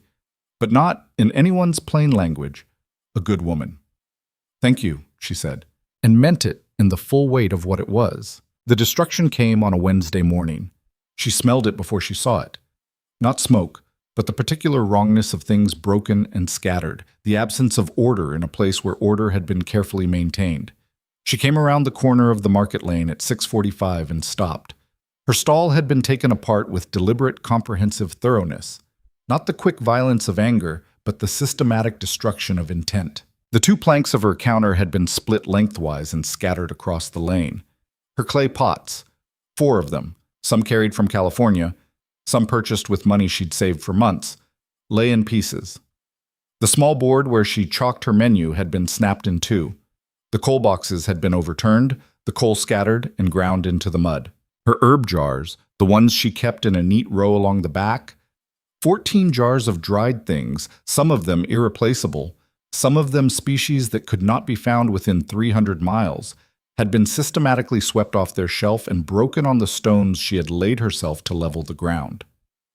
Her food, the char siu she had marinated overnight, intending to cook this morning, the fresh noodles she had made yesterday and left in the cool of the storage box she kept under the counter, the dried scallops she had been soaking since Sunday. All of it had been scattered across the ground and trampled, ground into the dirt with what must have been deliberate effort, because the distribution of it was too thorough to be accidental.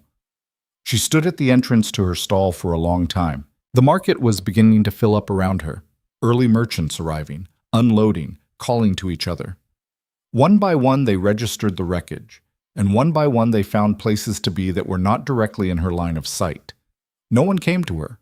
No one asked what had happened. No one offered assistance.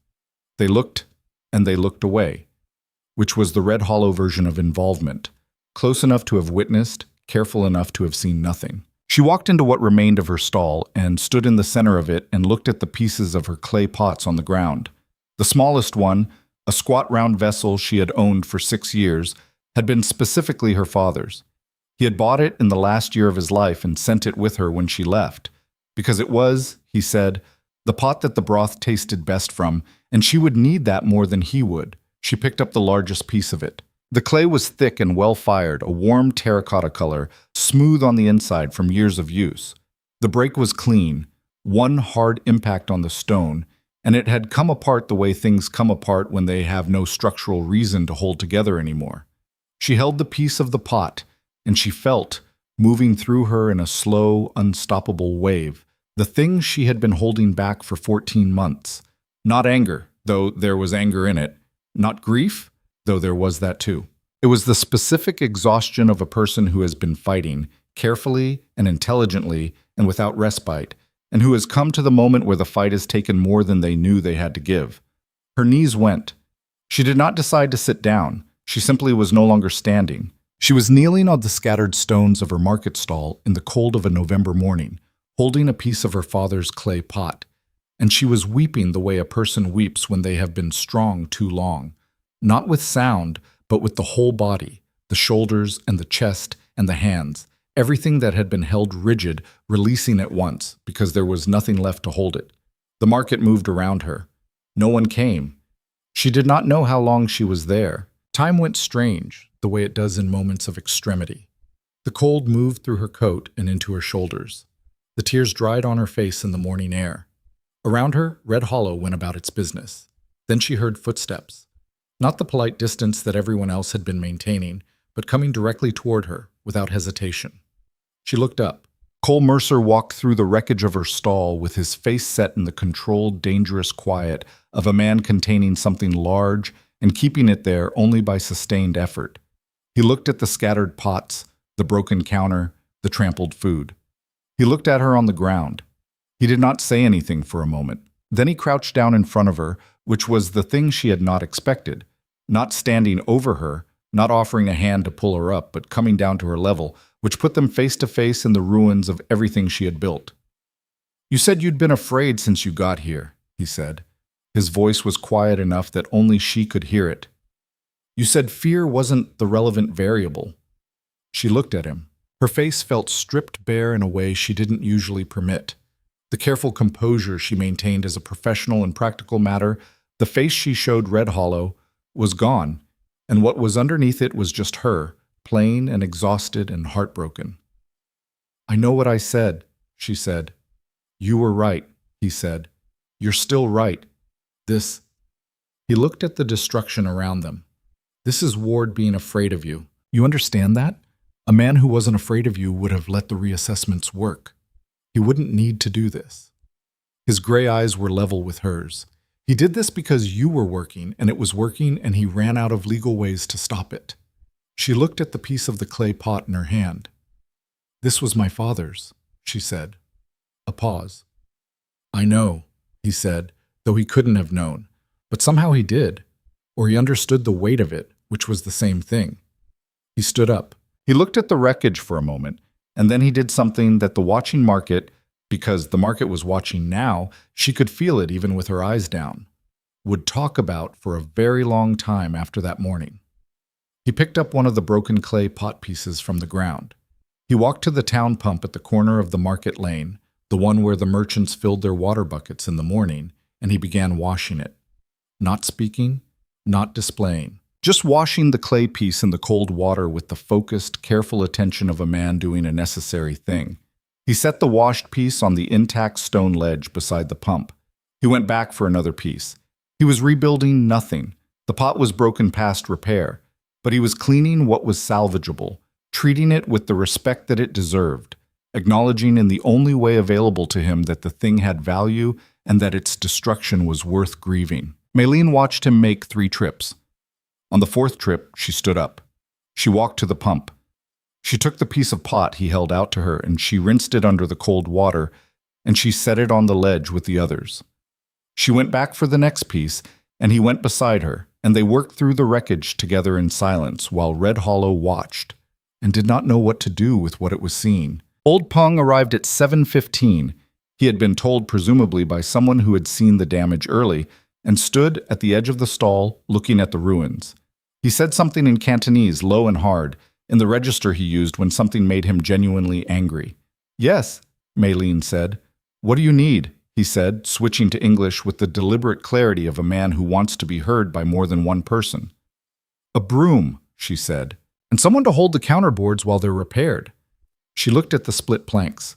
The breaks were clean. Wood could be rejoined. Peng went and came back with a broom. He was not alone. He had brought, in his 71-year-old way, whoever had been nearby and appeared able-bodied. Deputy Hayes, who had been buying dumplings on Thursdays with the uncomplicated pleasure of a young man, was there with his jaw set and his hands in his coat pockets, looking at the damage with an expression that mixed anger and shame in proportions that said something about his character. The young rancher's wife, who had bought dried mushrooms 6 weeks ago, was there with her husband, who had a carpenter's hands and looked at the broken counter with professional assessment. No one made speeches. No one declared anything. They just started working, the way people do when the situation is clear and the correct action is obvious if you're brave enough to take it. Mercer stood to the side of all of this and watched, and his face had the quality she had seen in it only a few times. That internal thing, that banked fire, showing through more than he generally permitted. The counter was back on its sawhorses, repaired with nails the carpenter husband produced from his coat pocket in 40 minutes. The coal boxes were righted and reloaded from the communal supply that Pung had apparently organized from somewhere. The herb jars were beyond saving, most of them, but Deputy Hayes produced a canvas sack from the general store, paying for it himself, she observed, with the self-conscious determination of someone doing a small thing that they know is inadequate to the situation, and doing it anyway. and the herbs that could be salvaged were gathered and stored. By 9 o'clock, the stall was functional. Not perfect. The clay pots were gone and could not be replaced today, and the trampled food was gone, and the morning's prep work was gone, but standing, capable of work. She looked at it for a long moment. Then she looked at the people who had helped. Peng, Hayes, the carpenter husband and his wife, two market merchants she barely knew, a man from the Eastern Chinese camp who had arrived at 8:30 and wordlessly begun stacking stones that had been knocked loose from her flooring. She looked at Mercer, who was leaning against the repaired counter with his arms crossed, watching her. "Thank you," she said to the people who had helped. And then, because she understood what the moment required and because Red Hollow needed to see it, "This stall will be open on Thursday." It was not a speech. It was a fact. But the way she said it, standing in the repaired stall with her father's clay pot pieces clean and stacked on the ledge of the pump, made it something more than that. It was a declaration of a specific kind. Not aggressive, not defiant in the theatrical sense, but simply immovable. The kind of declaration that doesn't ask for permission or approval, that exists on its own authority. Deputy Hayes looked at the ground and then looked up at her with a young man's complicated face. "Miss Zhao," he said, "I'm sorry this happened." "So am I," she said. "But it happened, and here we are." She looked at the stall. "Will you stay for tea?" He stayed for tea. Several of them did. They stood around the small fire she'd rebuilt in the coal box, holding cups, not saying much, the particular not saying much of people who have just done something together that will matter. It was only after most of them had gone that Mercer came to stand beside her at the fire. She did not look at him, keeping her eyes on the coals. "He'll know this didn't work," she said, "by this afternoon." "Yes," Mercer said. "What's next?" "Ward's final move," he said. "He won't use tools anymore. He'll do it himself directly. That's how men like him work. When everything else fails, they make it official." She was quiet for a moment. "The affidavits." Silas Greer. "He went to Millbrook Sunday like I asked." Mercer paused. "Connors has all three." She felt something move through her. Not relief exactly, but the particular settling of a weight that has been carried for a long time. "When does he file?"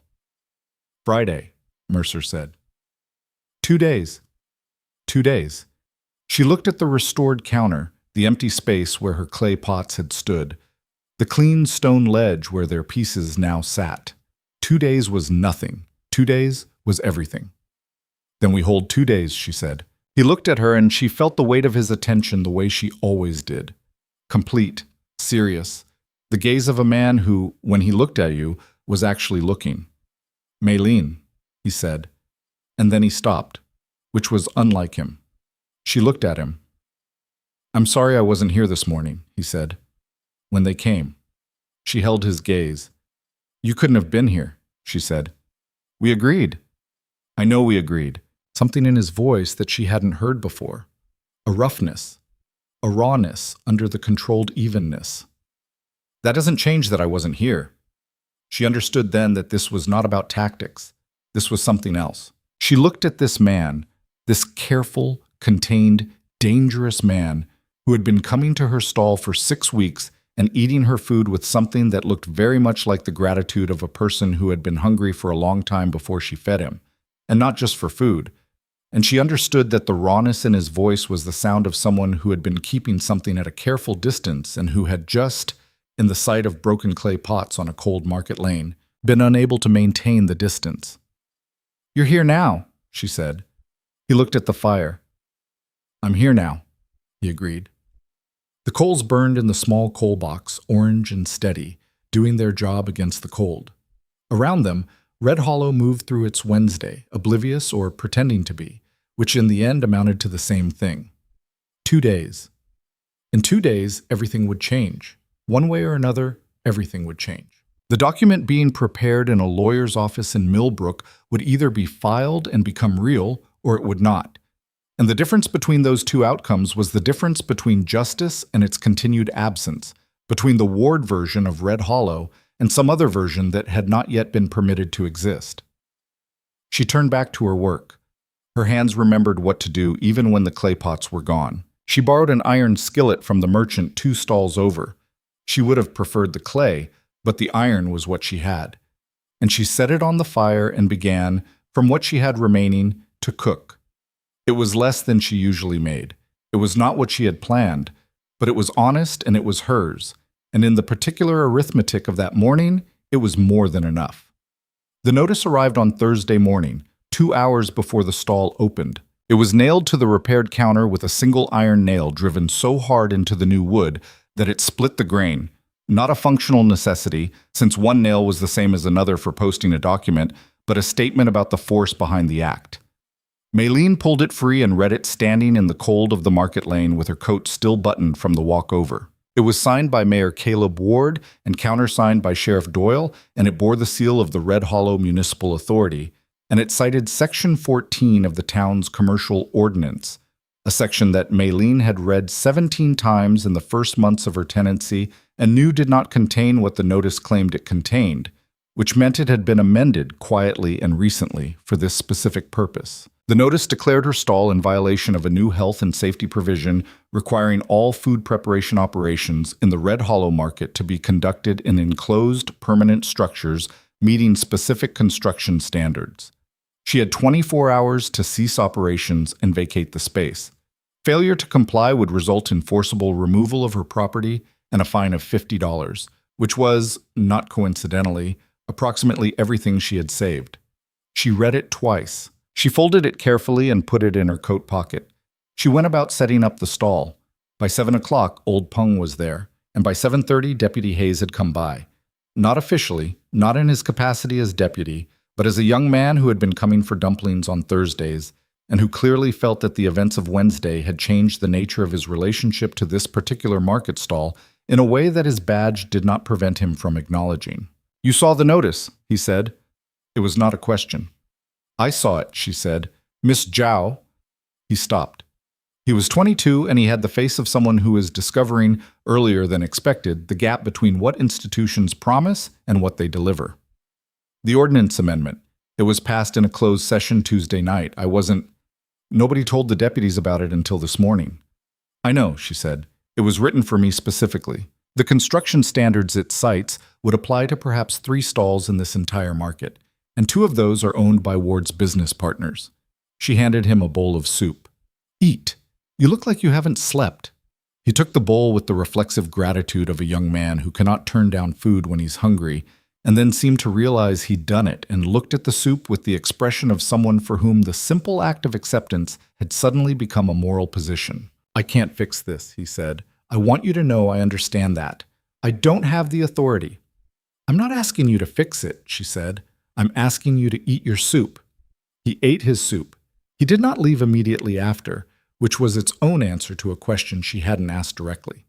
Mercer arrived at 8, which was late for him, and he came from the direction of the telegraph office rather than his boarding house. He had the particular quality of stillness that she had learned to read as a sign that something had moved. Not tension, but the contained momentum of a man in whose mind several things are in motion simultaneously. He read the notice she handed him without expression. He handed it back. He sat on his crate and he looked at the market lane for a long time. "Connors filed this morning," he said. 6:30. "The territorial court in Cheyenne has the documents." His voice was even. "Ward doesn't know yet. He will by this afternoon, when the telegraph from Cheyenne reaches his office." She absorbed this. The timing had a particular geometry to it. Ward's notice served this morning, Connors filing also this morning, neither side aware of the other's move until the moves were already made. 2 things arriving simultaneously from opposite directions, like weather systems colliding. "What does the filing do practically?" she said. "It puts a legal hold on the railroad land sale pending investigation," he said. "Ward can't complete the transaction while the territorial court is reviewing the deed challenges. Every day the sale is delayed costs him money, real money, not the petty amounts he's been throwing at reassessments and ordinances." He paused. "And it makes everything he's done public. The court filing is a public record." "So he'll be angry," she said. "Angrier than anything you've seen from him yet." She thought about this. She thought about 24 hours, and about the families who had given their affidavits to Connors and Millbrook, and about Clara Braddock's older boy, Thomas, with his flat hands on the kitchen table and his young man's face working through the decision to be brave. She thought about the piece of her father's clay pot, clean and broken on the stone ledge by the market pump. "The council meeting," she said. He looked at her. "There's a regular council session tonight," she said. "Ward chairs it. The whole council will be there, and the meetings are open to the public." She looked at him. "The notice gives me 24 hours. That window covers tonight's meeting." "You want to go to the council meeting?" "I want to bring them something," she said. She was already thinking about it. The specific dish, the specific preparation, the thing that had been sitting in the back of her mind since Wednesday morning when she'd knelt in the ruins of her stall and held the broken piece of her father's pot. "I want to speak to the council, and I want to bring food." He studied her face for a moment. "What does the food accomplish?" "It makes it real," she said. "Arguments are abstract. Food is real. You can see it and smell it and taste it, and it exists in the room with you in a way that a speech doesn't." She thought of her father. He always said the best way to tell the truth was through a meal, because a meal couldn't lie. The ingredients were what they were. The work was what it was. You couldn't pretend your way through a good dish. Mercer was quiet for a long moment, then, "Ward will try to shut you down before you finish talking." "Ward will try," she said.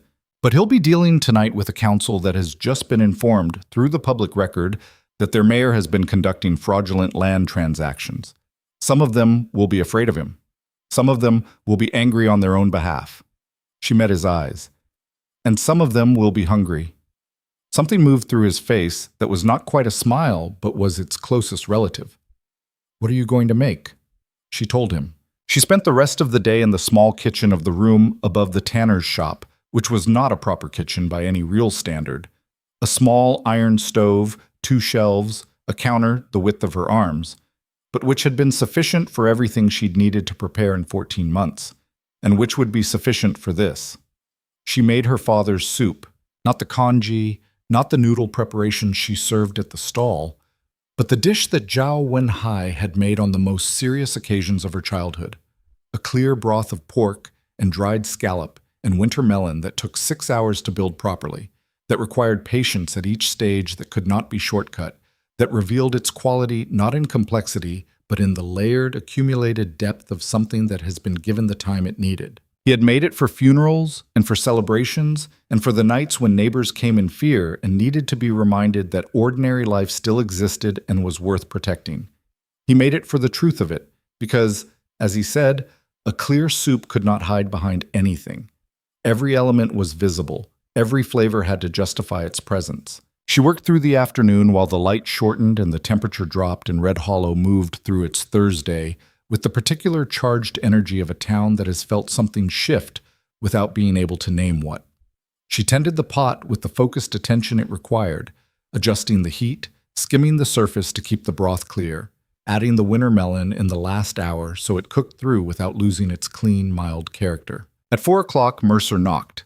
She opened the door and he came in and stood in the small kitchen, which was immediately crowded with him in it, and he looked at the pot on the stove. "That smells like something important," he said. "It is," she said. She tasted the broth from the wooden spoon and made a small adjustment. A touch more ginger, nothing else. The dish was almost itself. "My father made it when he needed people to listen." He was quiet for a moment. He sat down on the small stool that was the only available seating, and he looked at the pot with the same attention he brought to her food at the stall, the full, serious regard of someone who understood that attention was a form of respect. "I need to tell you something," he said. She continued working. "Tell me." "When I came to Red Hollow," he said, "I had a plan. Find the evidence of Ward's fraud, get it to someone who could use it legally, and move on." He paused. "That was the plan." "I know," she said. "You told me." "What I didn't tell you," he said, "was that moving on was as important to me as finding the evidence. I've been moving on from places for about 8 years, since the war, since—" He stopped. He had the particular quality of a man who has reached the edge of something he doesn't usually say and is deciding whether to cross it. "Since things that happened during the war that I carry with me and can't put down." She turned from the stove. She looked at him. sitting on the small stool in her kitchen with his large, careful hands resting on his knees and his face open in a way it almost never was in public, stripped of the professional neutrality he maintained like armor. "What kind of things?" she said, not prying, genuinely asking. "The kind that make a man feel like he doesn't deserve to stay anywhere long enough to matter," he said. The words came out even, measured, the way he said most things, but the content of them was not measured. The content of them was the rawest thing he had said to her. The kind that make permanence feel like something you don't have the right to. She was quiet for a moment. The soup moved softly in the pot, the bare simmer doing its patient work. "My husband died," she said. 2 years ago. A rock slide on the railroad where he was working." She did not look away from him while she said it. "I have been moving since then, too. Not because I chose to, but because stopping felt like agreeing that there was nowhere worth stopping for." She paused. "Red Hollow is the first place I've wanted to stay. Not because it's been easy, because of what I've had to build here to survive it." He held her gaze with those gray eyes that were not flat, had never been flat, were deep in the way that things are deep when they contain more than they show. "I don't want to move on from here," he said, simply, without decoration, as a fact being stated to someone who had earned the honesty of facts. She looked at him for a long moment. Then she turned back to the stove and tasted the broth again, and this time it was right, fully itself, nothing more needed. "Then don't," she said. She heard him exhale, not dramatically, not as performance, but as the sound a person makes when they have been holding something for a long time and have just been told they can put it down. "The council meeting is at 7, he said, after a moment. "I know," she said. "Help me carry the pot."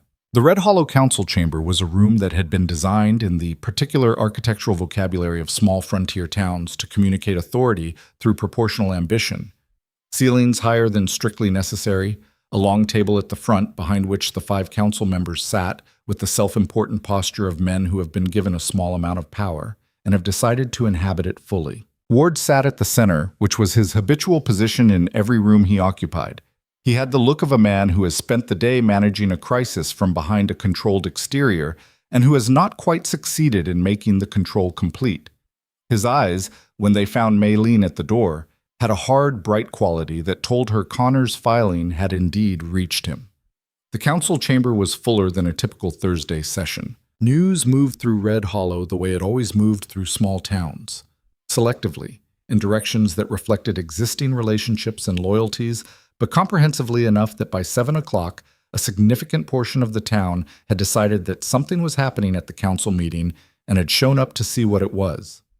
The benches were full.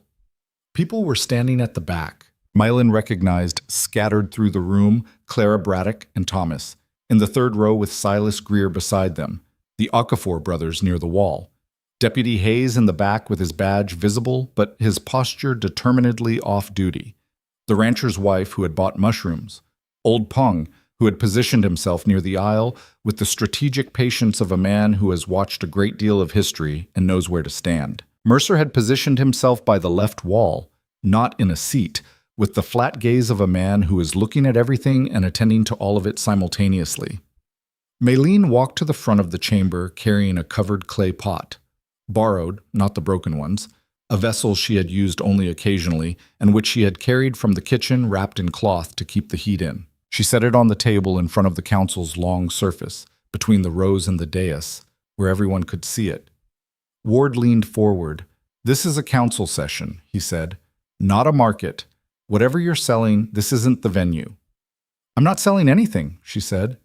She kept her voice even and projected it clearly, the way her father had taught her to speak in the restaurant when he wanted the whole room to hear without shouting. "I'm speaking to the council as a market vendor under notice of closure, which is a right granted by the municipal charter to any commercial tenant in good standing."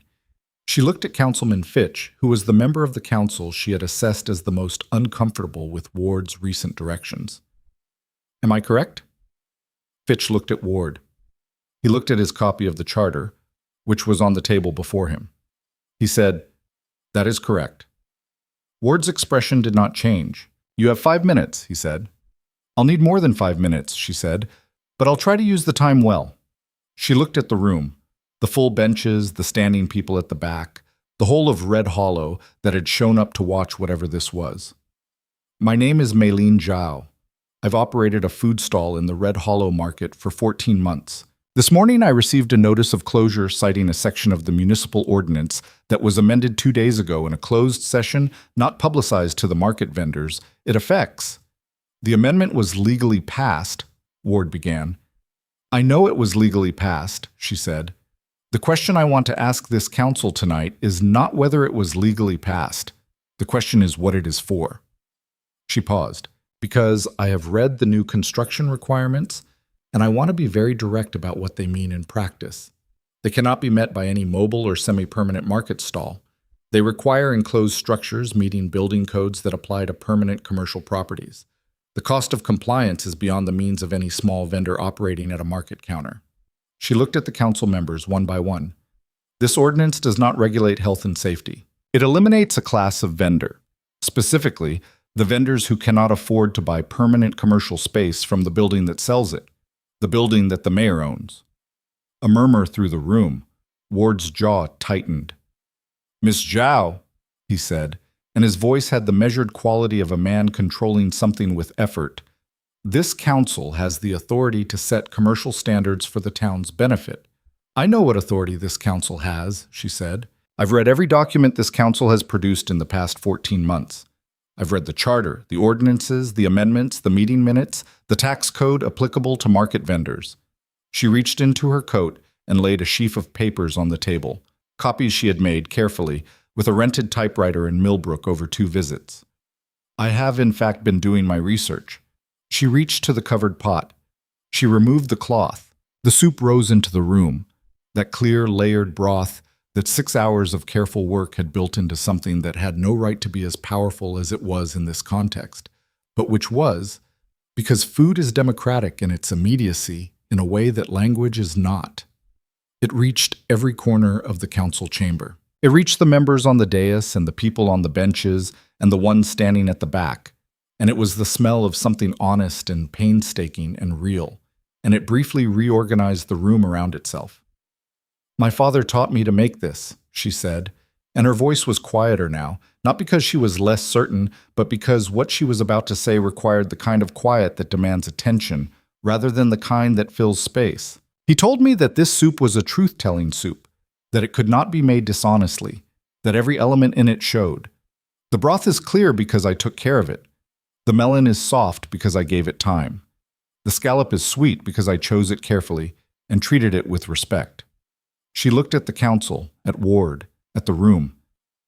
He said that food was memory, that every dish a person made carried within it the hands of everyone who had taught them, their parents, their grandparents, the people who came before, that when you ate something made with that kind of care, you were not just eating a meal. You were receiving something that had traveled a long distance to reach you. She paused. She thought of the clay pot broken on the stone. She let the thought show in her face, because this was not a moment for the careful composure she maintained in ordinary times. I have been in Red Hollow for 14 months, she said. In that time I have paid my taxes and respected the ordinances and improved my stall and served my customers and contributed in my small way to this market community. I have also been subjected to a systematic campaign of harassment, false complaints, fraudulent regulatory actions, and 2 days ago, the physical destruction of my property. She picked up the second sheaf of papers, the ones documenting each incident, dated and detailed, compiled over 14 months of careful record-keeping that had started as a survival instinct and ended as this. I have documentation of all of it, dates, amounts, names. The room was very quiet. Ward stood up. He was a large man, and he used his size consciously, and he looked at Maylene with an expression that had dropped the veneer of procedural authority and become something more direct. This is not a grievance session, he said. You have made a speech. The council has heard your concerns. The closure notice stands. If you have a legal objection to the ordinance amendment, you may file it through the appropriate channels. I have already filed through appropriate channels, she said. She was looking at him.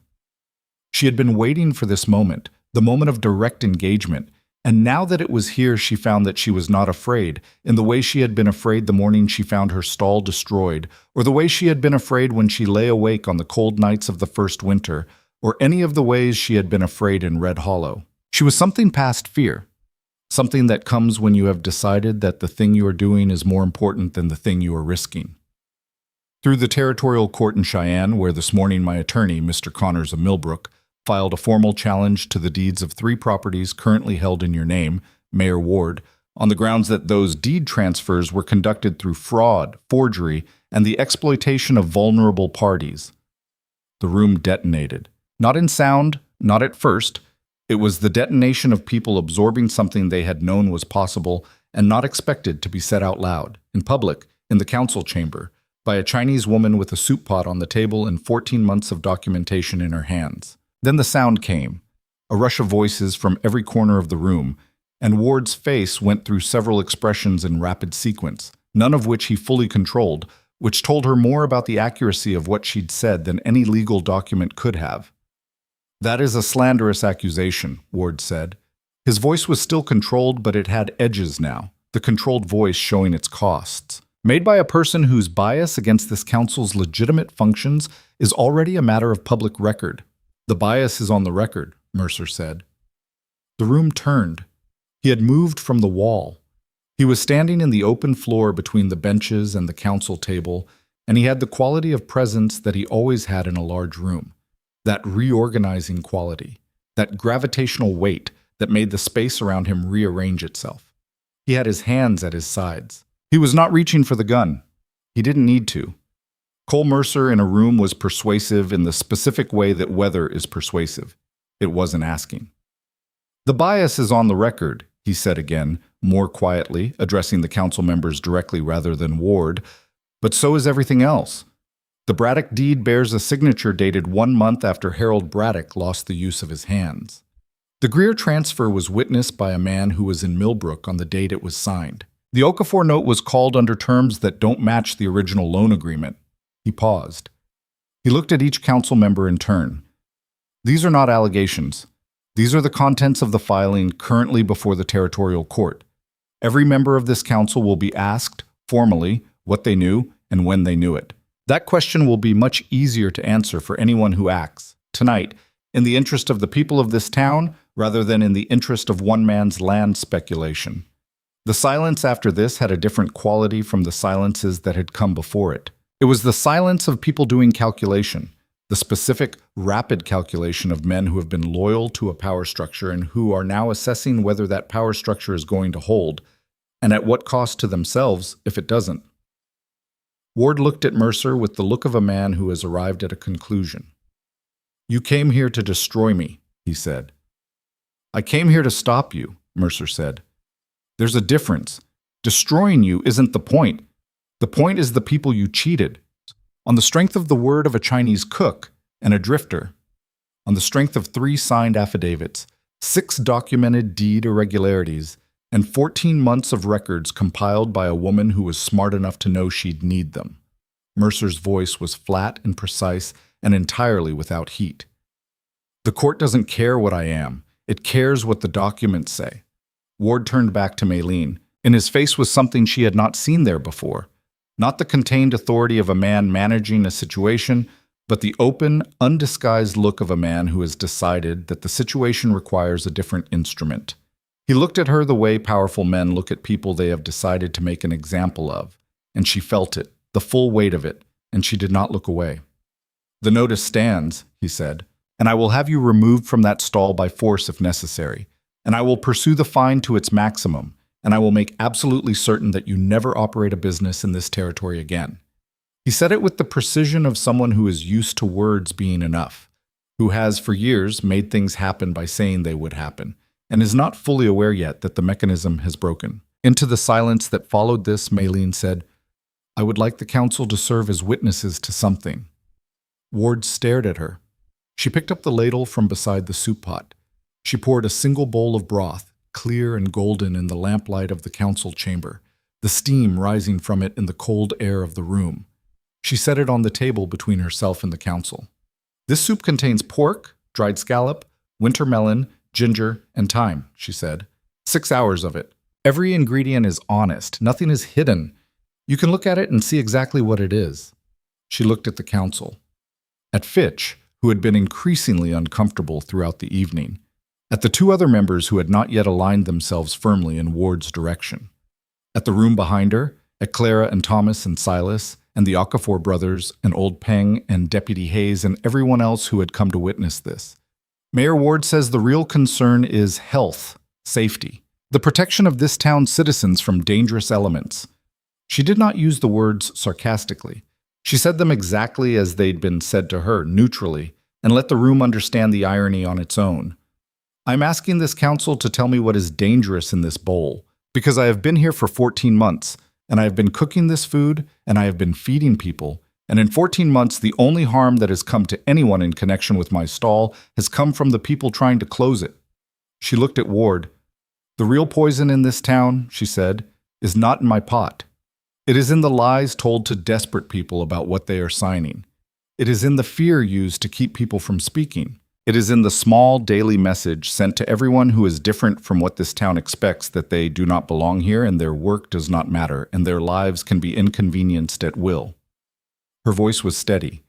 It was the steadiest it had ever been in a public space in Red Hollow, because she had nothing left to lose that hadn't already been threatened, and the absence of something left to lose is a form of freedom. I have one question for this council. Not about the ordinance, not about the filing in Cheyenne. One question. She looked at them, one by one. Is this a town that protects its people? All of them? Or is it a town that protects one man's ability to take what isn't his? The room was held in the specific stillness of a collective breath. Then Mercer stepped forward. He stood beside the table where the soup was, and he looked at the council, and then he looked at the room, and he spoke at a volume that was not loud, but that the quality of the silence amplified into every corner. I've been in a lot of towns, he said. I know what a town looks like when it's owned by one man, and what it looks like when it belongs to the people who live in it. He paused. He looked at Maylene, a look she felt the full weight of, direct and serious and containing everything that had accumulated between them over 6 weeks of cold mornings and careful conversations, and the shared work of two people learning to trust each other. Then he looked back at the room. I've been eating at Maylene Zhao's stall for 6 weeks. I have eaten the best food I've had in 8 years at that counter, made by a woman who works harder and holds herself to a higher standard than anyone I've met in this territory, and who has done it in the face of everything this town has thrown at her. He looked at Ward. And I will tell you plainly what I told myself the first morning I sat down at her counter and she told me not to taste her food. A pause. She was right, because once you've tasted something that honest, you can't go back to pretending the other stuff is fine. He turned back to Maylene, and what happened next was something that the people of Red Hollow who were present would describe differently in every retelling. Some would say it was calculated, some would say it was spontaneous, some would say it was both, which was probably the most accurate, because the best decisions usually are. Maylene, he said, not Ms. Zhao, not the careful formal address. Her name, said in front of the entire council chamber and everyone in it, with the plainness of someone saying something they have been working toward for longer than they realized. I'm asking you something in front of this room because I want there to be no ambiguity about it. He held her gaze. Marry me. The council chamber went absolutely silent. Not the surprised silence of something unexpected, but the deeper silence of a room that has just understood the move that has been made. Because in the Wyoming territory of 1874, a Chinese woman alone was vulnerable in specific and documented ways that a Chinese woman married to a man of standing was not protected by justice, which was abstract, but protected by the immediate practical reality that attacking her now meant attacking the man who had just publicly and irrevocably attached his name to hers. Ward understood it in the same instant the room did. She could see it in his face, the rapid reassessment, the calculation running and arriving at a number he didn't like. Maylene looked at Cole Mercer in the lamplight of the Red Hollow council chamber, with the soup her father had taught her sitting on the table between them, and the whole town watching, and the last 6 weeks of cold mornings and careful conversations, and the accumulated weight of two people finding, in each other's company, something they had both stopped believing they were allowed to have. She looked at him, and she understood that he was not rescuing her. He was not making a transaction. He was doing the thing that the moment required and that he had, she realized, been moving toward without knowing it for 6 weeks, And he was doing it in public because public was the only place where it did what it needed to do. And underneath all of that, under the tactics and the timing and the specific genius of the move, there was the look on his face. The look of a man who has asked a question and is waiting for the answer with everything he has, stripped of the professional control and the careful flatness, open in the way she had only seen in her kitchen when he'd said he didn't want to move on from here. She looked at him for a long moment. "Yes," she said. The word dropped into the silence of the council chamber like a stone into still water, and the ripples of it moved outward through the room in a wave that Maylene could feel physically. A shift in the air, a collective exhale, and then from the back of the room, from somewhere near where old Peng was standing, a sound that began small and grew that was, unmistakably, applause. Ward looked at his hands, at the table, at Mercer. His face had the look of a man watching something he built collapse, not in fire or violence, but in the quiet, structural way of things that have lost the foundation they were standing on. Sheriff Doyle, who had been standing near the side door with the rigid posture of a man who is increasingly aware that he has backed the wrong side of history, looked at the legal notice he was holding, the one ordering Maylene's removal. And he looked at Mercer, and he looked at the room, and he folded the notice once, and then again, and put it in his coat pocket. Councilman Fitch cleared his throat. "I move," he said, with the careful voice of a man stepping onto ice and testing each foot placement, that the council table the ordinance amendment pending review of the territorial court filing. A pause. "Seconded," said the council member to his left. Ward looked at them. He looked at Maylene.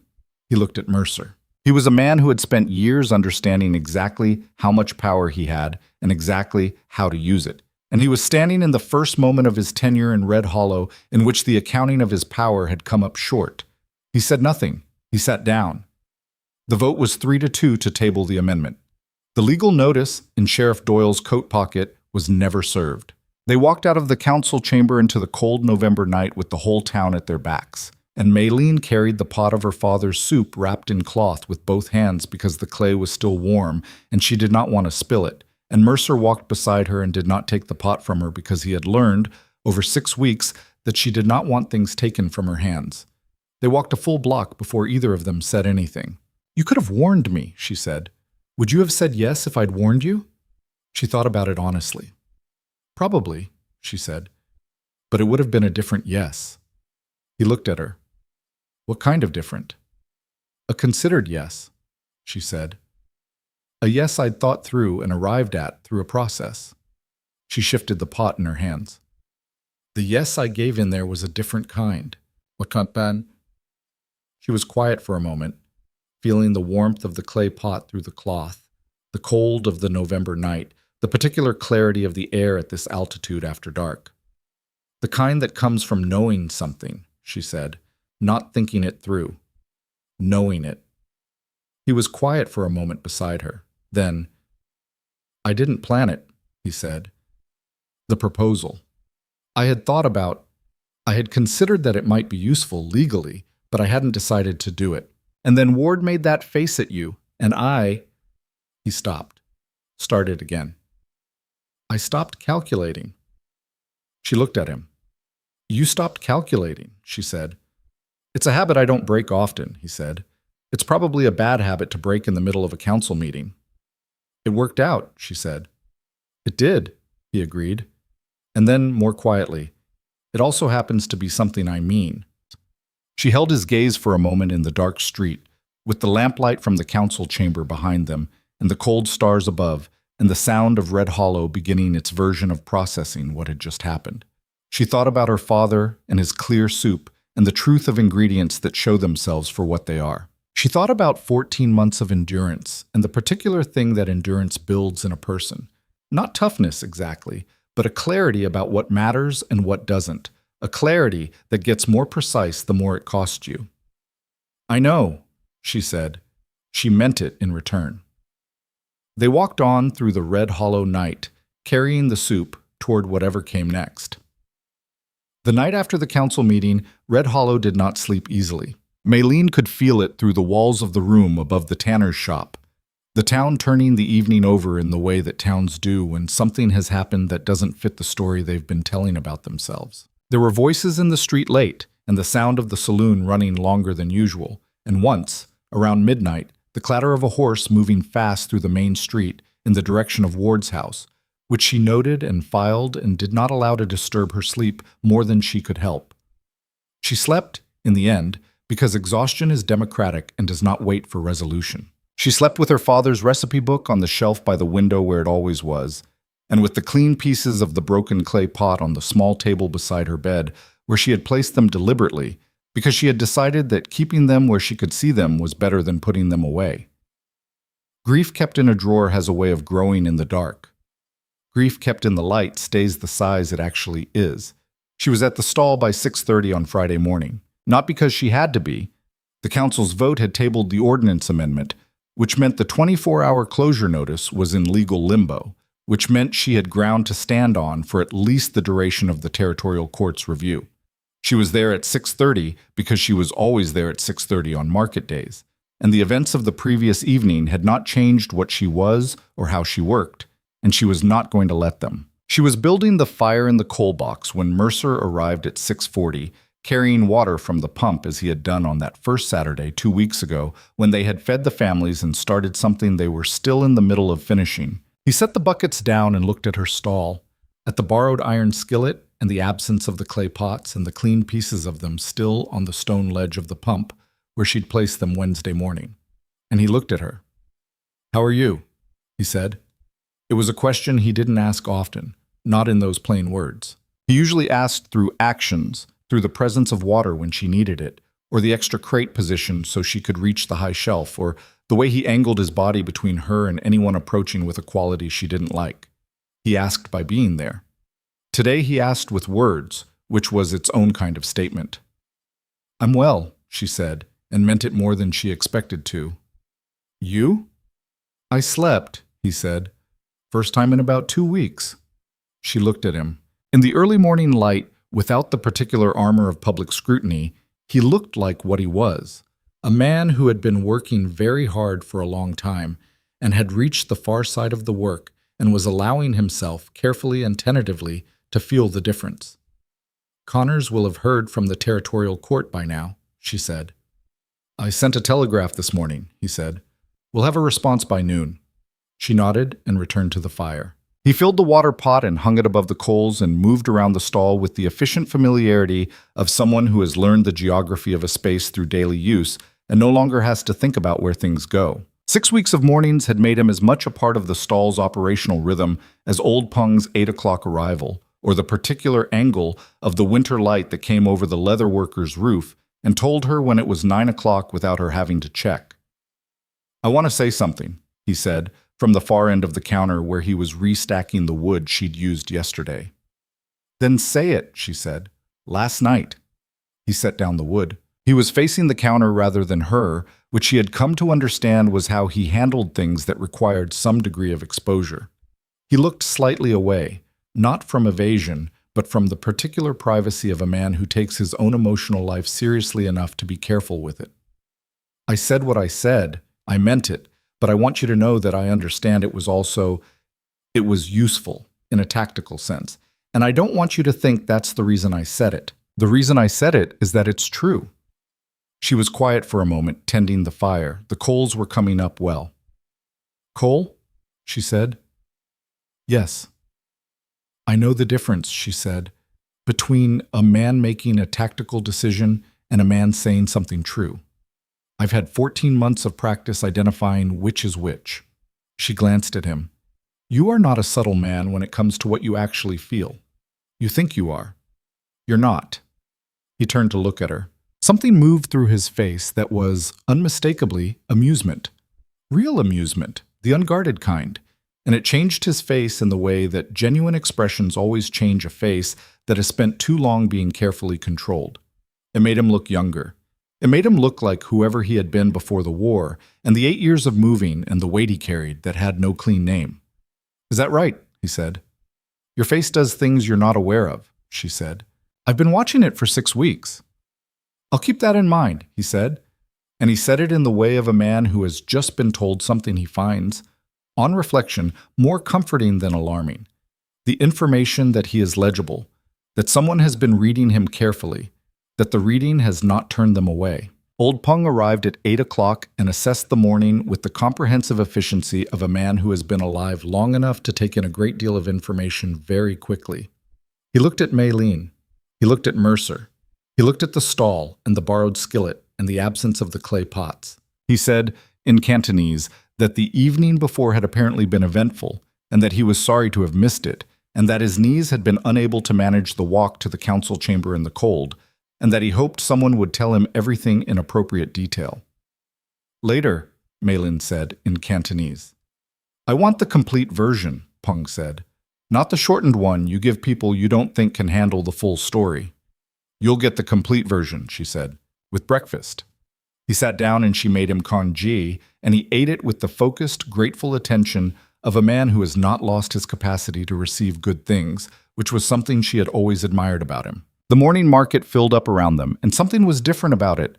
Not dramatically different, not the kind of change you could point to in any single thing, but different in the aggregate, in the quality of the movement of people through the lane, in the way eyes landed on her stall and stayed rather than sliding away.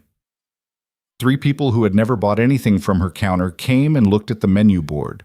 One of them ordered soup. The other 2 looked at what she was making and said they'd come back Thursday. She said she'd be there on Thursday. And she said it without the particular undercurrent of contingency that had qualified everything she'd said in Red Hollow for 14 months. The quiet acknowledgement, always present until now, that any claim she made about the future was subject to revision by forces outside her control. She said it as a fact, which was what it was. The telegraph response from Connors came at 11:30. Mercer brought it to the stall and read it to her in the quiet of the late morning lull, when the early customers had gone and the noon rush hadn't started. He read it carefully, not summarizing, reading the actual words because she had asked him once to do that rather than interpret. She preferred to interpret herself. The territorial court had accepted the filing. The deed challenges were formally entered into the court record. A preliminary injunction had been issued halting any transfer or sale of the contested properties pending investigation. The injunction named Caleb Ward specifically and required him to appear before the court in Cheyenne within 30 days to respond to the fraud allegations. Connor's note at the bottom of the telegraph said, 3 affidavits and clean documentation. This is the strongest case I've seen in 10 years. Ward is finished if he fights it, and he knows it. She read it twice. She handed it back to Mercer. He'll leave, she said. Probably, Mercer agreed. Men like Ward don't fight when fighting loses them more than conceding. He'll negotiate a settlement that lets him keep some portion of what he's made and gets him out from under the criminal exposure. He folded the telegraph. The families won't get everything back, but they'll get something. Connors thinks a settlement could include compensation at current land values, which given the railroad development is substantially more than what the land was worth when Ward took it. She thought about Clara Braddock, about Silas Greer, about the Okafor brothers and 8 years of work, about the specific weight of being told that what you lost can be partially returned, which is not the same as justice in its full sense, but which is more than what most people in their position ever received. It's enough, she said. It won't be everything, but it's enough to build from. Yes, he said. She looked at the telegraph in his hand, at the stack of firewood, at the borrowed iron skillet that had served in the clay pot's absence. She looked at the pieces of her father's pot on the stone ledge of the pump, clean in the morning light. I want to get new pots, she said. He looked at her. Not to replace these. She nodded toward the broken pieces. Those stay. I'm going to put them somewhere in the stall when it's rebuilt properly, as a reminder. She picked up the ladle and turned back to the fire. But I need working pots. I need to expand what I can cook. If this market is going to change, and it is going to change, I think, then I need to be able to do more. He was quiet for a moment. What do you want to do more of? She had thought about this in the nights, in the quiet dark above the tanner's shop. Teach, she said. I want to teach people to cook what I cook, not just sell it to them. Teach them. She looked at the fire. My father believed that food was a language, that the more people who could speak it, the better the conversation got. If people here learn to make this food, really make it, understand where it comes from, why the ingredients are what they are, then it stops being foreign." She paused. "It becomes theirs too, and things that belong to people are harder to take from them." Mercer looked at her for a long time. "You've been thinking about this for a while," he said. "Since the first week," she admitted. "Since I understood what Red Hollow was and what it needed and what I had that might help." She smiled very slightly. "I thought it was too ambitious. For one woman with a food stall and no allies and a mayor trying to close her down. And now?"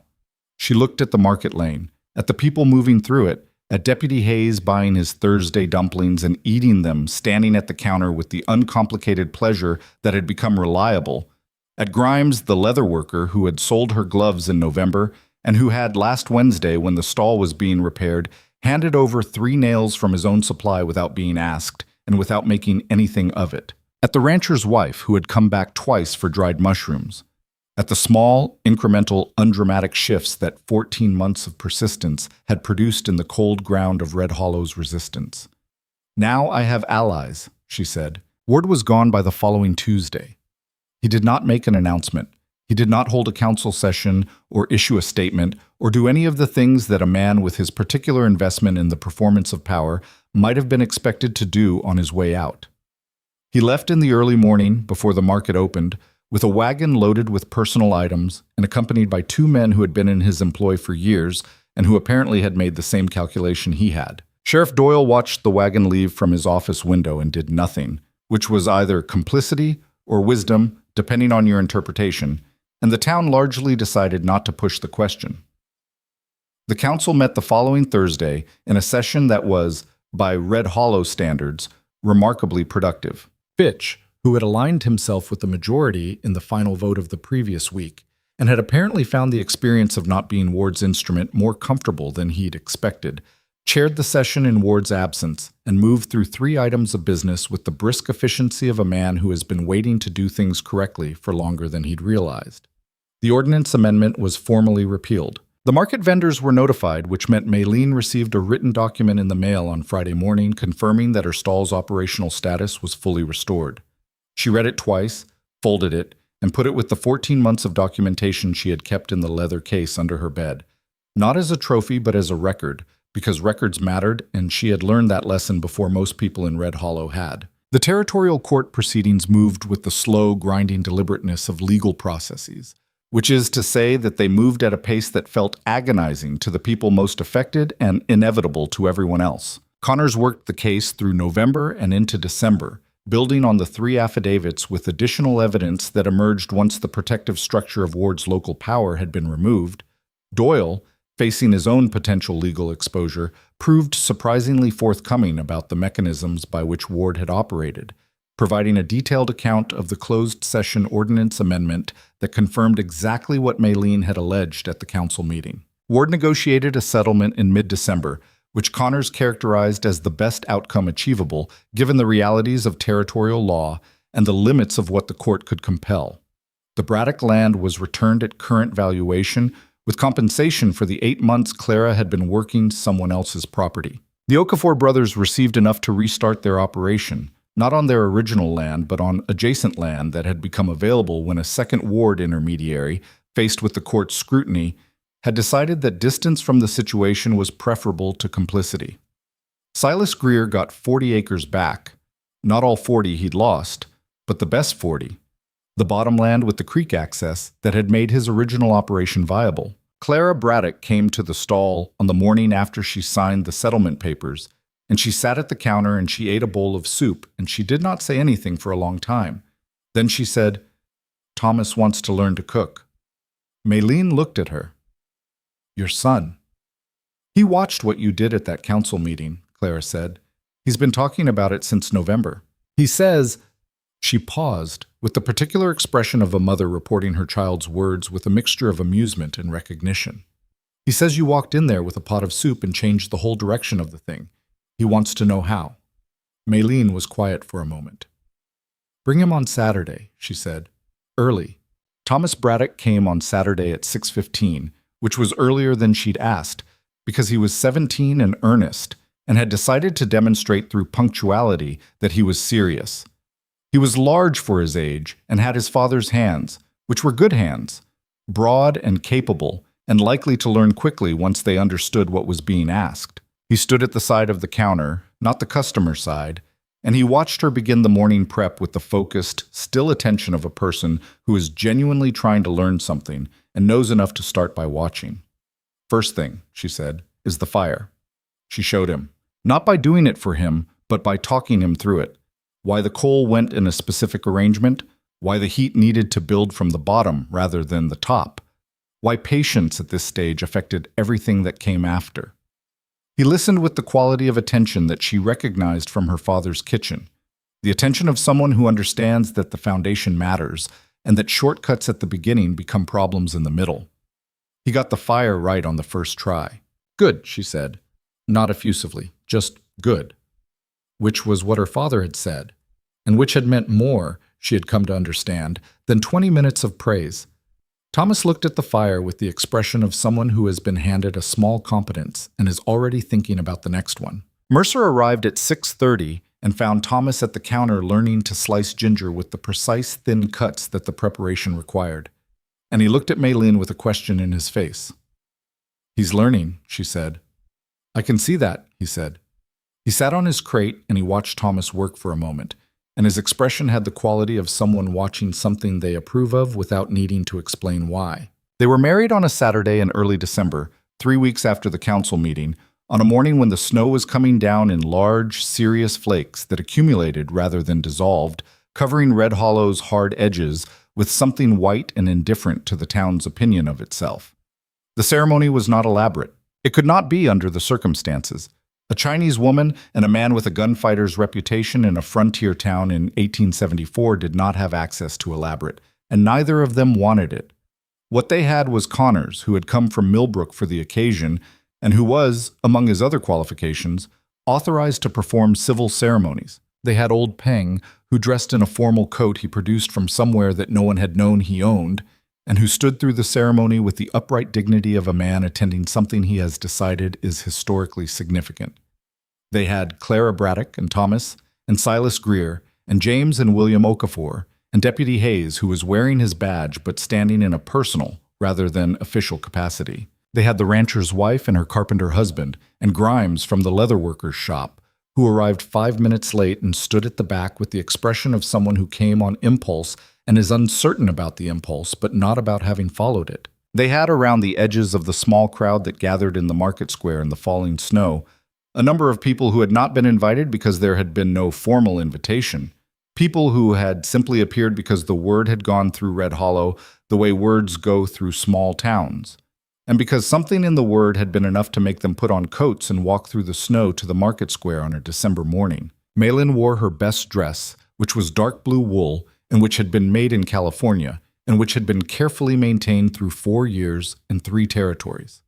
She had embroidered the collar herself in the week since the council meeting in a pattern her mother had used, a small repeating design of plum blossoms that her mother had told her meant endurance and the beauty that came after hard seasons. She had done it in the evenings in the small room above the tanner's shop, working by lamplight, which was slower than daylight, but which had its own particular quality of attention, the kind that comes when you are doing something careful in the quiet.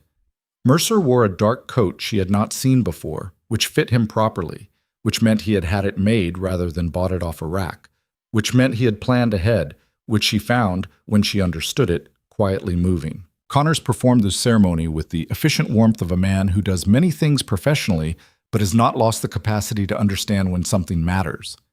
He said what was necessary and nothing more, which was the right instinct.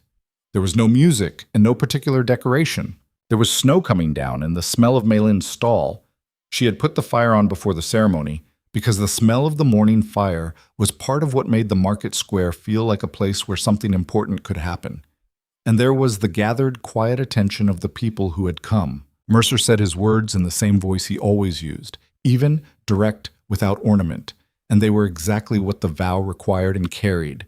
Beneath the evenness, everything that had accumulated in 6 weeks of mornings and careful conversations, and the shared work of 2 people who had both been moving for too long and had found, in each other's company, a reason to stop. Maylene said her words clearly and steadily, and meant each one of them in the full weight of what meaning something actually cost, which she understood better than most people because she had learned through 14 months of Red Hollow and the years before that words were only worth what you were willing to pay for them. When it was done, she went to the stall and she cooked. This was not a decision she had to make. It was simply what came next, the most natural sequence of the morning, and it was also, in the specific logic of who she was, the most complete statement she could make about what the day meant. Old Pong helped without being asked. Thomas Braddock helped, running the fire and filling the water pot with the competence of someone who had been learning for 3 weeks and had taken to it with the particular ease of a person whose hands are suited to the work. Deputy Hayes helped in the less skilled but no less useful way of someone who does whatever is asked of them without complaint. She cooked the winter congee, her father's congee, the one she had made on cold mornings, the one she had made on that first Saturday when she'd told Mercer that the secret was patience and that you had to let things go through their transformation on their own timeline. She cooked it in borrowed pots as she had been doing since her own were broken, but she cooked it with the same hands and the same knowledge and the same unhurried attention she had always brought to it, and it was the same food because food is carried in the person, not the vessel. She cooked enough for everyone who had come to the square. People came to the counter in ones and twos and small groups, accepting bowls with the slightly dazed quality of people who have been standing in the snow and cold and have not fully anticipated how much they needed something warm. They ate standing or sitting on the available crates and the low wall of the market fence, and the snow continued to fall and the fire burned in the coal box, and the smell of congee and ginger and sesame moved through the cold air of the market square with the confidence of something that belongs exactly where it is. Mercer sat on his crate, which was where he always sat, and he held his bowl with both hands and he looked at the market square, at the people eating, at the snow on their shoulders and hats, at the specific scene of a Red Hollow morning that had arranged itself, without anyone fully planning it, into something that looked like a community doing what communities are supposed to do. And his face was open in the way that it was only open when he was not performing control for anyone. Clara Braddock sat beside him with her bowl, and she looked at Maylene working the counter, and she said quietly, "She's something, isn't she?" "Yes," Mercer said. And the word carried everything that could not fit in a single word but was there anyway, the way broth carries everything that went into it even when the individual flavors have dissolved into each other. December moved through Red Hollow with the thoroughness that Wyoming winters always managed, burying the roads and freezing the water barrels and settling into the town with the immovable permanence of something that intends to stay a while. Maylene's stall stayed open. Not every day. Winter shortened the market schedule, as it always did, to the 3 days a week she had always operated, and some of those days were harder than others when the cold came down hard and the wind moved through the market lane with serious intent. But she was there, with her fire and her borrowed pots, and the new clay vessels that had arrived from Cheyenne in the second week of December, ordered through a merchant in Millbrook who had found a supplier who knew what she was looking for, at a cost that was substantial but which Mercer had contributed to without being asked, which she had accepted without making it a negotiation. Thomas Braddock came every Saturday to learn. He progressed with the steady, unglamorous consistency of someone who does not have natural genius, but has something rarer, genuine willingness to do the work at every stage without skipping the parts that feel slow. By mid-December, he could make congee correctly, and a serviceable noodle broth, and the pan-fried dumplings that had been Deputy Hayes' standing Thursday order for 2 months. He could build a fire the right way and maintain it through a morning's cooking. He was 17 and had his father's good hands and an instinct for salt that Maylene had told him was not a teachable thing. You either heard the food or you didn't, and he heard it. He was not the only one learning. The rancher's wife, whose name was Margaret, and whose husband was James, and who had been coming for dried mushrooms since October and had stayed for congee since the morning after the council meeting, asked in the second week of December whether Maylene would consider selling her the recipe for the dumplings. Not the dumplings themselves, but the recipe. Maylene looked at her for a moment. "I don't sell recipes," she said, "but come on a Tuesday morning and I'll show you." Margaret came. She learned to make the dough, the specific ratio of flour and water, and the precise degree of hydration that made the dumpling skin pliable without tearing. And she learned the filling, the pork and ginger and green onion, and the small amount of sesame oil that tied it together, and she learned the folding, which took her 4 attempts before her hands understood the motion. On her 4th attempt, she made a row of dumplings that were not perfect but were undeniably dumplings. And she looked at them with the expression of someone who has just done something they didn't fully believe they could do. "These are mine," she said, as a fact, with something like wonder in it. "Yes," Maylene said, "they're yours now." She came back the following Tuesday and the one after that. By the end of December, she was making dumplings at home for her family and had started experimenting with the filling, substituting chicken for the pork in the way her household's preferences required, adjusting the ginger, finding her own version within the structure of the thing. This was what her father had meant. The recipe was a language. Once you could speak it, you could say your own things. Ping watched all of this with the particular satisfaction of a man who has lived long enough to see things he despaired of actually happen. He ate his breakfast every market morning and made his observations in Cantonese and occasionally in English when he wanted to make sure Mercer heard him, which was a development that had begun around the time of the council meeting and which had the quality of an old man deciding that a person was worth talking to. "You're going to stay," Peng said to Mercer one morning, in English, with the directness of someone who has decided a question has been pending long enough. "I'm going to stay," Mercer said. "Good." Peng tasted his congee. "She needs someone who does what they say." "I know," Mercer said. "Also someone who can carry things," Peng said. "She carries too much herself." Mercer looked at Maylene across the counter. She was showing Thomas the correct angle for slicing ginger, correcting his grip on the knife with the patient, exacting attention she brought to teaching. Not unkind, but precise. Because imprecision in this stage would become habit, and habit was hard to undo. She was not aware of being observed, which meant her face had the look it had when she wasn't managing anything, when she was simply herself in her work, focused and alive in the specific way of a person doing the thing they are made for. "I know," Mercer said again. The new year arrived with a clear sky and a cold that had honest intentions, and Red Hollow woke to 1875 with the particular quality of a place that has been through something and is not entirely sure what to make of having survived it. Fitch had been confirmed as acting mayor through the council's own proceedings, pending a formal election in the spring, and he was governing with the relieved conscientiousness of a man who has been handed a responsibility he actually wants and intends to discharge properly. The market ordinances were being reviewed, not just the amendment that had been repealed, but all of them. A systematic examination of what had been written by Ward's council and what should be replaced with regulations that serve the actual market rather than his commercial interests. Maylene had been asked twice for her documentation. The 14 months of compiled records that she had kept in the leather case under her bed, and had provided copies both times with the completeness and organization that had made Connor's comment that she was the most prepared witness he had encountered in 10 years of practice. The families were building, not quickly, not easily, because the losses of the past year could not be entirely repaired by a settlement and a court order, but with the specific grounded hopefulness of people who have had something taken from them and have had it returned, which is different from the hopefulness of people who have never lost anything. It is more serious. It carries within it a knowledge of what loss actually costs, which makes the building mean more. Clara came to the stall every Saturday with Thomas. She came for the company as much as the food, which Maylene understood and did not comment on, because grief and solitude and the particular loneliness of a woman rebuilding a life after loss were not things that required comment. They required a counter to sit at, and someone who understood the value of ordinary mornings. The Okafor brothers sent a side of beef in January with a note that said simply, "From our new place, thank you." Maylene used it to make a broth she had never made before, a hybrid of her own preparations, and the particular flavors of the beef itself, which was good beef, well raised, the quality of the animal showing in the richness of what it yielded when treated properly. She served it that Thursday, and it sold before noon.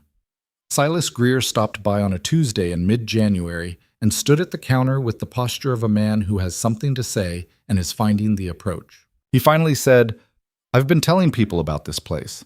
People I know from the North Range, ranchers who come into town. I told them about the council meeting." "What did you tell them?" she said.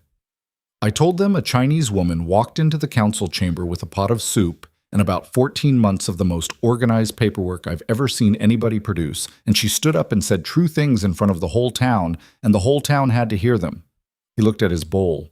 I told them the soup was the best thing I'd eaten in Wyoming. He looked up. I hope that's all right. It's more than all right, she said. Send them on a Thursday. 2 of them came the following Thursday. They came with the studied casualness of men who have been told something and want to verify it without appearing to be verifying it, and they ate their soup with the focused, quiet attention of people whose judgment about food is serious, because in their lives, food is serious, and they paid and left and came back the week after with 3 more people. This was how it happened, not in a single dramatic transformation, but in the accumulation of ordinary days, each one adding something small to something that was becoming, gradually, undeniable. On the last Saturday of January, Maylene arrived at the stall at 6:15 and found Mercer already there, which was unusual. He generally arrived after her, his mornings organized around a different rhythm that she had not tried to change because it was his and he was entitled to it. He was sitting on his crate with a cup of something hot that he had apparently gotten from somewhere, and he was looking at the market lane with his characteristic flat attention, which she now read as easily as print. "You're early," she said. "I wanted to see it before it filled up," he said. She looked at the market lane, empty in the early morning, the snow cleared and the stalls covered, the wooden counters and canvas awnings, and the whole apparatus of the market's daily life, held in the specific stillness of a place between one thing and the next. The mountains were visible from this end of the lane when the sky was clear, which it was this morning. The peaks carrying their winter snow in the early light with the monumental indifference of things that have been there long before any of the human drama below them and will be there long after. "What did you want to see?" she said. He looked at her. "This," he said, "just this. The market lane in the morning and the stall with its fire starting to come up in the coal box and her standing at the counter beginning the work of the day. All of it, together. The ordinary thing that had become, through the specific alchemy of time and choice and what she could only call persistence, a life." She held his gaze for a moment. Then she turned and began the prep work. "Come cut ginger," she said. "Thomas isn't here yet, and I need someone to do the ginger." He came around to the working side of the counter, which was her side, and he stood at the board and picked up the knife and he cut the ginger with the careful, improving competence of someone who has been shown how to do it correctly and practices because practice is the only honest way to get better at anything. His cuts were not as thin as hers, not yet, and she said so, and he adjusted his angle without comment because he did not confuse the note with criticism and understood that being taught something was a form of respect. They worked through the early morning side by side at the counter, and the fire came up properly, and the first pot went on, and the smell of the morning, ginger and bone broth, and the clean cold air of a Wyoming January moved through the market lane and reached, as it always did, further than its source. Old Pung arrived at 8 and sat on the stool he had begun using when the weather got too cold for the crate, and he received his bowl with both hands, and he looked at the market lane filling up with its ordinary Saturday population. And he said, in Cantonese, that some mornings felt like they had been waiting a long time to happen. Maylene did not translate this for Mercer. She did not need to.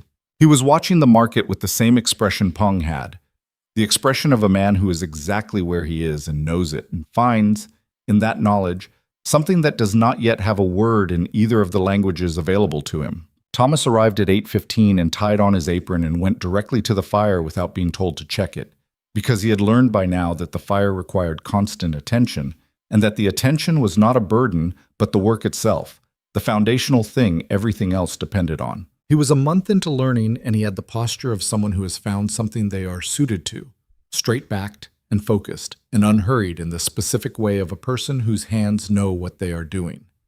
The market filled. The stall ran. The bowls went out and came back empty and went out again.